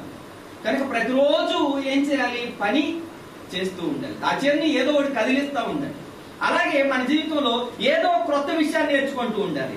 యేసుని అనుసరిస్తూ మనం నేర్చుకునే విషయం ఏంటి, యేసుని అనుసరిస్తూ యేసు అనుచరులుగా, యేసు శిష్యులుగా ఎలాంటి విషయాలు నేర్చుకోవడానికి మనం ప్రోత్సాహపరచబడుతున్నాం. అసలు అలాంటిది ఉందా, చచ్చిపోయామా? కొంతమందికి ఏముండదంటే అన్నట్లుగా ఉంటారు అనమాట. అంటే నీరసంగా దేవుడా ఎందుకు దేవుడా అనుకుంటా, అన్నం తినమన్నా కూడా తినాలా అని అంటారు. అది కష్టం అనమాట, నవ్వులు మింగాలి కదా అన్నట్టు. తిన్న తర్వాత మళ్ళీ బయటకు వెళ్ళాలి. సాధారణంగా స్త్రీలు ఏం చేస్తారంటే బయటకు వెళ్ళినప్పుడు నీళ్లు ఎక్కువ తాగదు, ఎందుకంటే బయట మళ్ళా ఇబ్బంది కలిగింది, బాత్రూమ్కి వెళ్ళాలంటే అనేటువంటి ప్రయాణం చేసేటప్పుడు వాళ్ళు నీళ్లు తాగదు, ఇది వాళ్ళకి కష్టం కనుక. కానీ ఇంటి దగ్గర ఖాళీగా ఉండకూడదు, 2 సార్లు లేచి ఎక్కడికి వెళ్ళి వస్తారు, నీళ్లు ఏం తాగుతారు. అందుకని నీళ్లు ఎక్కువ తాగి బయటికి వెళ్ళడానికి ఇబ్బంది అనుకున్న వాళ్ళు నీళ్లు తాగకుండా ఉంటే కిడ్నీలు పాడైపోతుంది. అందుకే కిడ్నీలు జబ్బులు వచ్చింది. ఏం మాట్లాడు, కిడ్నీల గురించి నీళ్ళ గురించి నేను మాట్లాడలేదు, దేని గురించి మాట్లాడుతున్నాం? మన ప్రయాణంలో ఏం చదువుతావులే బైబుల్, ఏం చదువుతావులే ప్రార్థన, ఏం నేర్చుకున్నావులే రోజు చేసే ప్రార్థనే కదా అనేటువంటి నిర్లక్ష్యం దేవునితో మన సంబంధాన్ని పెంచేస్తుంది అనమాట. దేవునితో మన సంబంధము అనుదిన జీవిత యాత్రలో, అనుదిన నడకలో మనం ఏమి నేర్చుకున్నాము అనేటువంటిది ఖచ్చితంగా ఉండాలన్నమాట. మీరు ఒకరినొకరు ప్రేమించుకోవాలంటే ఒకరినొకరు కలుసుకుంటేనే కదా ఒకరినొకరు ప్రేమించుకుంటామని తెలిసేది. ఇప్పుడు పాస్టర్ గారు ఏమన్నారంటే, ప్రార్థన లేకపోయినా ఏం లేకపోయినా మాతో గడుపుతుంది కానీ ఒక రోజు రండి అని చెప్పి కాసేపు మాతో గడపడానికి ఇష్టపడుతుంది. ఎప్పుడన్నా నా దగ్గరకు వచ్చి కాసేపు కూర్చొని కాసేపు మాట్లాడతాం, ప్రేమ పెంచుకున్నట్లు ఉంటుంది. అసలు ఏం మాట్లాడుకోకుండా తెంచుకున్నాం అనుకోండి, ప్రేమ అనేది ఏమి ఉండదు. ఒకరినొకరు ప్రేమించుకోవాలంటే దేవునితో సంబంధం కలిగి ఉంటే ఆ ప్రేమను నేర్చుకుంటూ మనం కలుసుకొని మాట్లాడుకుంటా ఉంటే, మరి ఎక్కువగా ఎంత కలుసుకుంటా ఉంటే అంత ప్రేమ మనకి పెరిగిపోతూ ఉంటుంది. కలుసుకున్నప్పుడు ఒకరి కోసం ఒకరు ప్రేయర్ చేసుకుంటా ఉంటాం, ఇలాగ ప్రేమ పెరుగుతూ ఉంటుంది. కనుక అనుదిన జీవితంలో ఈ నడకల్లో దేవుని ప్రేమను మనం నేర్చుకుంటూ అభివృద్ధి చెందడం అనేటువంటిది ఉంటుంది అనమాట. మొదటి శతాబ్దంలో యేసుక్రీస్తు ప్రభువు చనిపోయి తిరిగి లేచి పరలోకానికి వెళ్ళినటువంటి ఆ తొలి దినాల్లో ఎక్కువ ప్రేమ ఉండేదన్నమాట. అందుకనే పౌలు గారు తెస్సలోనికీయులకు రాసేటప్పుడు మీకు సహోదర ప్రేమల గురించి తెలియపరచాల్సిన అవసరం లేదు, ఎందుకంటే మీకు ఇది బాగా తెలుసు, మీరు ఒకరినొకరు ప్రేమించుకుంటారే ఉన్నారు, చాలా మంచిది, అయితే ఈ ప్రేమ ఇంకా అభివృద్ధి చెందాలి, అది రాస్తున్నానని చెప్పాడు. మీరు ఒకరినొకరు ప్రేమించుకుంటున్నారు, ఇది మీకు తెలిసిందే, కానీ మీ ప్రేమ అభివృద్ధి చెందాలిగా, అందుకోసం నేను చెప్తున్నానండి. ఇప్పుడు మనం ప్రేమించుకోవట్లేదని కాదు, దేవుడు ప్రేమించట్లేదు అని మనం ఏం చెప్పం. దేవుడు ప్రేమిస్తున్నాడని మనకు తెలుసు, దేవుడి ప్రేమ మనకు తెలుసు, కానీ నువ్వు ఎంతగా ఆయన మీద ప్రేమను ఇంకా పెంచుకున్నావు. నీకు ఎంత తెలుసు నిన్న, మరి ఈ రోజు ఎంత తెలిసిందా, మరి ఎందుకు తెలియలేదు అనేది మనం ఆలోచించేయాలి. నిన్న తెలిసిన యేసు ఈ రోజు తెలుసా, ఇంకా కొత్తగా తెలుసా? దేవుడి గురించి మనం నేర్చుకునేటప్పుడు ఏం రాయబడింది? అనుదినము ఆయనకు మన మీద నూతనముగా వాత్సల్యము కలుగుతున్నది అని రాయబడింది. అంటే దేవుడు రోజు రోజుకి కొత్త కొత్తగా ప్రేమిస్తున్నాడంట. నిన్న మీ అమ్మ తెలుసు, మొన్న తెలుసు, మొన్నకి నిన్నటికి ఏం తెలిసింది అని అంటే గడిపే కొద్ది మనకి ఎక్కువ తెలిసిందిగా. మనం చిన్నప్పుడు కొద్దిగా తెలుసు అమ్మ గురించి, కానీ మనం అమ్మాయినప్పుడు ఇంకెంత తెలిసింది? ఇంకొంచెం ఎక్కువ తెలిసింది, ఇంకొంచెం ఎక్కువ తెలిసింది, రోజు రోజుకి కొద్దిగా తెలుస్తుంది. అసలు మీ అమ్మ నీకు తెలుసా అని అంటే కొంతమంది చేస్తారు తెలుసు అని. నేనేమంటానంటే బాహ్య రూపమే కానీ ఇప్పటి వరకు మీ అమ్మ నీకు తెలియదని చాలా మందితో చెప్పాను. మీరు ఆలోచించేయండి, మీరు పిల్లలుగా మీ తల్లిదండ్రులు తెలుసుకోవటం అలా పెట్టేసేసి పిల్లల్ని కలిగిన తల్లిదండ్రులుగా మీ పిల్లలకి మీరు తెలుసా అంటే మీరేం చెప్తారు? ఏదో నానా అని తెలుసు కానీ మా హృదయం అంతా వాళ్ళకి ఇంకా అర్థం కాలేదు, తెలియదు అని చెప్తారని నా భావన అన్నమాట. ఎందుకంటే అంత లోతుగా మీరున్న స్థితిలో మిమ్మల్ని అర్థం చేసుకునేటంత వాళ్ళకి ఇంకా రాలేదు. వాళ్ళు 30 వచ్చినా ఇంకా రాలేదు, ఇంకా నన్ను అర్థం చేసుకోవట్లేదు అని అంటారు. అసలు పూర్తిగా అర్థం చేసుకోక చాలా ఇబ్బందులు పడేవాళ్ళు ఉన్నారు. మీ పిల్లలు చాలా బెస్ట్, కొద్దిగా తెలుసుకున్నారు. ఇంకా తెలుసుకోవాలని అనుకుంటారా? అనుకోరా? మీ హృదయంలో కలిసిపోవాలనుకుంటారా? అనుకుంటారు. మరి దేవుల్లో మనం మమేకమైపోవాలి కదా, కలిసిపోవాలి కదా, పాలు నీళ్లు కలిపినట్టుగా దేవుల్లో మమేకమైపోవాలి కదా. అంతగా మనం ప్రేమలో అభివృద్ధి చెందాలి. అందుకనే దినదినము ఆ వాత్సల్యత మన మీద కొత్తగా చూపెడుతూ ఉంటే ఈ రోజు ఏంటి అనేది కొత్తగా మనం నేర్చుకుంటే అభివృద్ధి చెందుతాం అన్నమాట. అందుకే పౌలు గారు తెస్సలోనికీయులకు రాసినటువంటి పత్రికలో ఈ మాటలు చెప్పాడు. 3వ అధ్యాయము 12-13 వచనాలు చదవట్లేండి. 4వ అధ్యాయము 9-12 వచనాల్లో చెప్పాడు. పౌలు గారు ఇచ్చినటువంటి ఈ ఉపదేశాన్ని మనం కూడా లక్ష్య పెట్టి ఒకరి పట్ల ఒకరం ప్రేమ పెంచుకోవడంలో మరి ఎక్కువగా అభివృద్ధి చెందాలి. దేవుని ప్రేమలో అభివృద్ధి చెందాలి. అయితే ఒకరినొకరు ప్రేమించుకోవడంలో కూడా మనము అభివృద్ధి చెందాలి. ఒక పర్యాయము 5వ అధ్యాయం 14 వచనం చదువుతాం. తెస్సలోనికీయులకు రాసిన మొదటి పత్రిక 5:14 చదువుతాం. నేను మీకు బోధించినది ఏమనగా అక్రమముగా నడుచుకున్న వారికి బుద్ధి చెప్పుడి, ధైర్యము చెడిన వారిని ధైర్యపరచుడి, బలహీనులకు ఊతనీయుడి, అందరి ఎడల దీర్ఘశాంతము గలవారేయుడి, ఎవడను కీడులకు ప్రతి కీడు ఎవరికైనా చేయకుండా చూడాలి. ఈ వచ్చిన భాగంలో మనం చదువుకున్నప్పుడు ఇక రోమాపత్రిక 15లో గాని ఇట్లాగూ యేసుక్రీస్తు వారు చెప్పినటువంటి సందర్భంలో సువార్త 22లో గాని, యోహాను సువార్త 21లో గాని, హెబ్రీ పత్రిక 12లో గాని కొంత సమాచారం ఉందండి. నేను ఒక చిన్నగా క్లుప్తంగా ఒక 3 నిమిషాల్లో నేను ఒక చిన్న సందర్భం చెప్తాను. యేసుక్రీస్తు ప్రభువు వారు కూడాను ఇలాగనే చెప్పారనమాట. ఆయన ఎట్టి ప్రేమ కలిగిన వారు చెప్పాడు. ఇందుకు మనం ఏం చేయాలంటే ఒకరి ఎడలో ఒకరము ప్రేమ కలిగి ఉండాలి. ఏ ప్రేమ అది? దేవుని ప్రేమ. దేవుని మీద ప్రేమ పెంచుకోవాలి, ఒకరి మీద ఒకరి ప్రేమను పెంచుకోవాలి.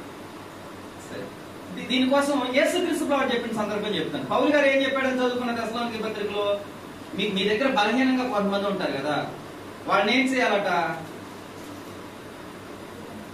తెస్సలోనికీ పత్రికలో మనం చదివాం కదా, ధైర్యం చెడినటువంటి వారు ఉంటారు, బలహీనులు ఉంటారు, వెనుకబడినటువంటి వారు ఉంటారు.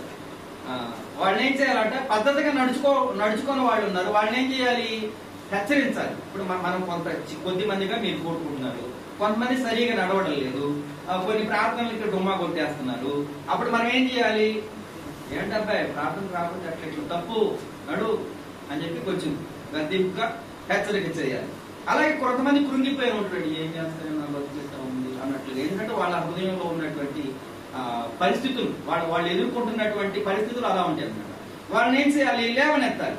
కృంగిపోయినటువంటి వాళ్ళని ఊరడించే మాటలతో వాళ్ళని లేవనెత్తాలి. బలహీనంగా ఉంటారన్నమాట, శారీరకంగా కానీ ఆధ్యాత్మికంగా కానీ బలహీనంగా ఉంటారు.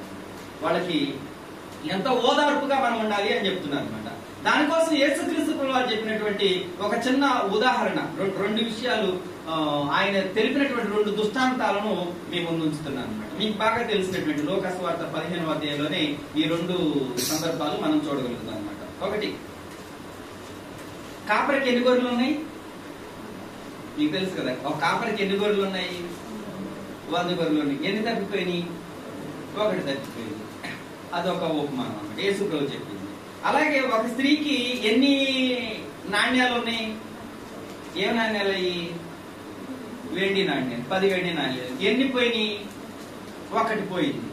అంటే యేసు ప్రభు చెప్పినటువంటి ఉదాహరణ ఎందుకు చెప్పారు అనేటువంటిది కూడా మనం ఆలోచించాలన్నమాట. మొదటిది ఏంటి? తప్పిపోయిన గొర్రె. రెండవది ఏంటి? పోగొట్టుకున్న వెండి నాణ్యం. 1 నాణ్యం పోయింది, 1 గొర్రె పోయింది.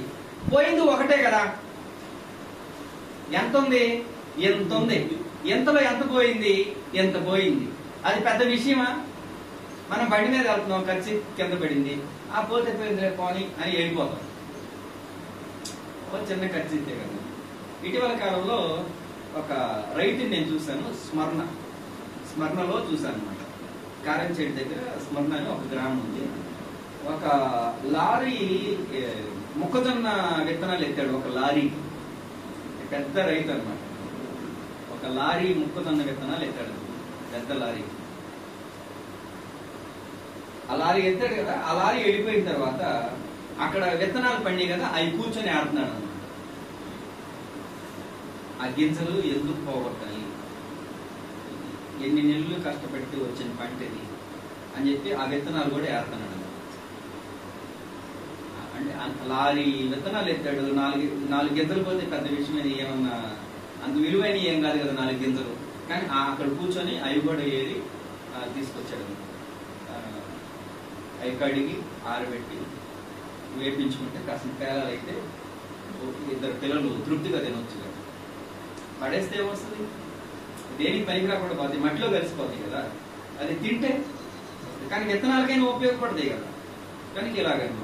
సరే, విత్తనాల గురించి అంత శ్రద్ధ వహిస్తున్నారు. ఇక్కడ ఈ సందర్భంలో యేసు ప్రభు మనకి నేర్పించాలనుకున్నటువంటి విషయం ఏంటంటే, ఈ 2 సందర్భాల్లో కూడా గమనించినటువంటి విషయం, బలహీనులైన వారి గురించి మనం ఎలా భావించాలి అనేటువంటిది. తప్పిపోయిందంటే బలహీనమైందే కదా, పోయింది అంటే విలువ లేనటువంటి విధానమే కదా. మనలో ప్రార్థనకు వస్తే అప్పుడు ప్రార్థన మానేశారు, వాడంతలే మానేసేస్తాడు, వదిలేసేయండి, ఇంకా వాడు రోజు ఆడపడుతున్నాడు అని అనుకునేటువంటి పరిస్థితి కూడా ఉంటుంది. అంటే ఒక వ్యక్తి ఎడల మనం ఎలాంటి ప్రేమ కలిగి ఉండాలి, ఒక వ్యక్తి తప్పిపోతే అనేటువంటి విషయాన్ని చెప్తున్నాడు అనమాట. వాళ్ళకి సహాయం చేయడానికి మనం ఏం చేయాలనేటువంటి విషయాల్ని ఇక్కడ తెలియపరుస్తున్నాయి అనమాట. ఈ 2 సందర్భాల్లోనూ మనం ఆలోచన చేసినట్లయితే, సొంతదారులు ఎవరైతే ఉన్నారో, వెండి నాణ్యం పోగొట్టుకున్న స్త్రీయే గాని, గొర్రెను పోగొట్టుకున్న కాపరే గాని, ఈ 2 సందర్భాల్లో కూడా ఈ సొంతదారులు వాటిని అమూల్యమైనటువంటి వాటిగానే ఎంచుతున్నారు. పోగొట్టుకున్న గొర్రె ఎలాంటిది? విలువైందిగా చూస్తున్నాడు, విలువలేనిదిగా చూస్తున్నాడా? విలువైందిగానే చూస్తున్నాడు అనమాట. పోగొట్టుకున్నది విలువైందిగానే చూస్తున్నాడు. ఆ నాణ్యం కూడా పోగొట్టుకున్నది విలువైందిగానే చూస్తుంది. విలువైందిగా చూస్తుంది కనుకనే అది దొరికిన దాకా వెతికిందంట. దొరికిన దాకా ఆ తపన, నాకు అది దొరకాలి అనేటువంటి, దొరికిన దాకా వెతికింది అనమాట. పొందుకునేటంత వరకు వెతికింది అనమాట. మీ పిల్లలు తప్పిపోతారు, పోయారులే పోని అని వదిలేస్తారా? దొరికిన దాకా వెతుకుతారా? సరే, దొరికిన తర్వాత ఆయన భుజాల మీద ఎత్తుకొని రావడానికి కారణం ఏంటి? ఎత్తుకొని రావడానికి కారణం ఏంటంటే, ఇప్పుడే తప్పిపోయి చాలా క్రూర జంతువుల బారిన పడి ఉంటుంది, ఆహారం లేక కూడా నీరసిల్లిపోయి ఉంటుంది, అందుకని ఎత్తుకొని వస్తున్నాడు అని చెప్పుకోవచ్చు అనమాట. దానికి లేఖనాలు కూడా కొన్ని ఉన్నాయి నేను మాట్లాడుతూ. అయితే ఏం చెప్తున్నానంటే, గత కాలంలో ప్రభు ఇలాంటి రుజువులు మనకు చూపించారు అనమాట. ఇశ్రాయేలీలు ఎన్నిసార్లు తప్పిపోయారు? ఇశ్రాయేలీలు ఐగుప్తు నుంచి విడిపించబడిన తర్వాత, ఎర్ర సముద్రం నుంచి విడిపించబడ్డారు కదా. విడిపించబడిన తర్వాత ఎన్నిసార్లు తప్పిపోయారు? మరి అన్నిసార్లు తప్పిపోయినా కూడాను వారిని దేవుడు విడిచిపెట్టాడా? శిక్షించాడు, కానీ విడిచిపెట్టలేదు. వాళ్ళ మీద ప్రేమ చూపిస్తానే వచ్చాడు. అంటే దీన్ని బట్టి మనకి ఏమవుతుంది? ఎవరు నశించుట మన తండ్రికి ఇష్టం లేదు. ఎవరు నశింపవాలని కోరుకోక అందరూ అంతటా మారు మనసు పొందాలని కోరుకుంటున్నారు. మన సంఘంలో ఉన్న సహోదరుల ఎడల ఇలాగూ మనం ఉండి వారు వెనకబడుతున్నారా? వారు ఏం నేర్చుకుంటున్నారు? వాళ్ళు ఏం నేర్చుకోవట్లేదు, నేనేం నేర్చుకుంటున్నాను? మనలో మనం సిద్ధపరచుకుంటూ మన సంఘాన్ని కనుక మనం చాలా జాగ్రత్తగా చూసుకుంటా ఉంటే, మనం బలపడితే, ఆయన చెప్పాడు యోహాను సువార్త 21వ అధ్యాయం నేను చెప్పాను కదా, నా గొర్రెలను మేపుము అని అన్నాడు. ఆయన 3 సార్లు 3 విధాలుగా అడిగాడండి. పేతురు గారిని అడిగాడు. పేతురు, నన్ను ప్రేమిస్తున్నావా అన్నాడు. ప్రేమిస్తున్నానయ్య అన్నాడు. మీ పిల్లల్ని అడగండి ఎప్పుడన్నా, ఎట్లా యేసు ప్రభువు లాగా, అరే నన్ను ప్రేమిస్తున్నావని ఒకసారి అడగండి. ప్రేమిస్తున్నానా అంటాడు. మళ్ళా నన్ను ప్రేమిస్తున్నావా అని అడగండి. ప్రేమిస్తున్నాను అంటాడు. మళ్ళా నన్ను ప్రేమిస్తున్నావా అని అడగండి. ఎన్నిసార్లు చెప్పాలి? ఎట్టా ఏమన్నా కోసుకొని చూపించమంటావా అని అంటాడు. ఆయనకి కూడా అట్లాగనే బాధేసింది. ఏంది నా సంగతి నీకు తెలుసు కదా, ఎన్నిసార్లు ఎట్లా అడుగుతున్నానంటే, అయితే నా గొర్రెలను మేపుము అని చెప్పాడు. నన్ను ప్రేమిస్తున్నాను అని చెప్తున్నావు కదా, నా గొర్రెలను మేపు, అదే నన్ను ప్రేమించిందని అని చెప్పాడు. అంటే ఆయన గొర్రెలు అంటే ఆయనకు అంత అన్నమాట. అందుకని ఆయన వెళ్ళేటప్పుడు కూడా లోకాన్ని విడిచిపెడుతున్నాను, కాపరి లేకపోతే గొర్రెలు ఎలా ఉంటాయో నాకు తెలుసు, మీరు ఒకరినొకరు ప్రేమించుకొని ఒకరినొకరు మీరు బలపరుచుకుంటే మీరు లోకానికి విస్తరిస్తారు, మీరు స్థిరంగా ఉంటారు. మీరు చెదిరిపోకుండా ఉండాలంటే మీరు ఒకరి మీద ఒకరికి ప్రేమ ఉండాలి, ఒకరినొకరు ఆదరించుకోవాలి, ఒకరినొకరు పోషించుకోవాలి, ఒకరినొకరు పరామర్శించుకోవాలి, ఒకరి భారాలు ఒకరు మోయాలి, ఒకరినొకరు క్షమించుకోవాలి, ఒకరినొకరు సహించుకోవాలి. ఇలా ఎన్నో విషయాలు, ఒకరినొకరు అనే విషయాలు చాలా ఉన్నాయన్నమాట. అలాగే మన సంఘం అలాగుంటే గనక, ఒకరినొకరు ప్రోత్సాహపరుచుకుంటే గనక, మీరు ఎక్కువగా కలిసి కూడుకోండి, ఒకరినొకరు ప్రోత్సాహపరచుకోండి. ఎవరన్నా మానుకుంటా ఉంటే వాళ్ళని ప్రోత్సాహపరచండి. మీరు ఇలా సంఘంగా కూడుకోండి. హెబ్రీ పత్రిక 10వ అధ్యాయం 22వ వచనంలో ఈ మాట ఉందన్నమాట. మీరు ఒకరినొకరు ప్రోత్సాహపరచుకోవాలి. ప్రభు రాబోతున్నాడు, తప్పిపోయే పరిస్థితులు వస్తాయి. మరి ఈనాటి పరిస్థితులు నిన్న మనం మాట్లాడుకున్నాం. ఇలాంటి విషయాలు మనం ఆలోచన చేస్తే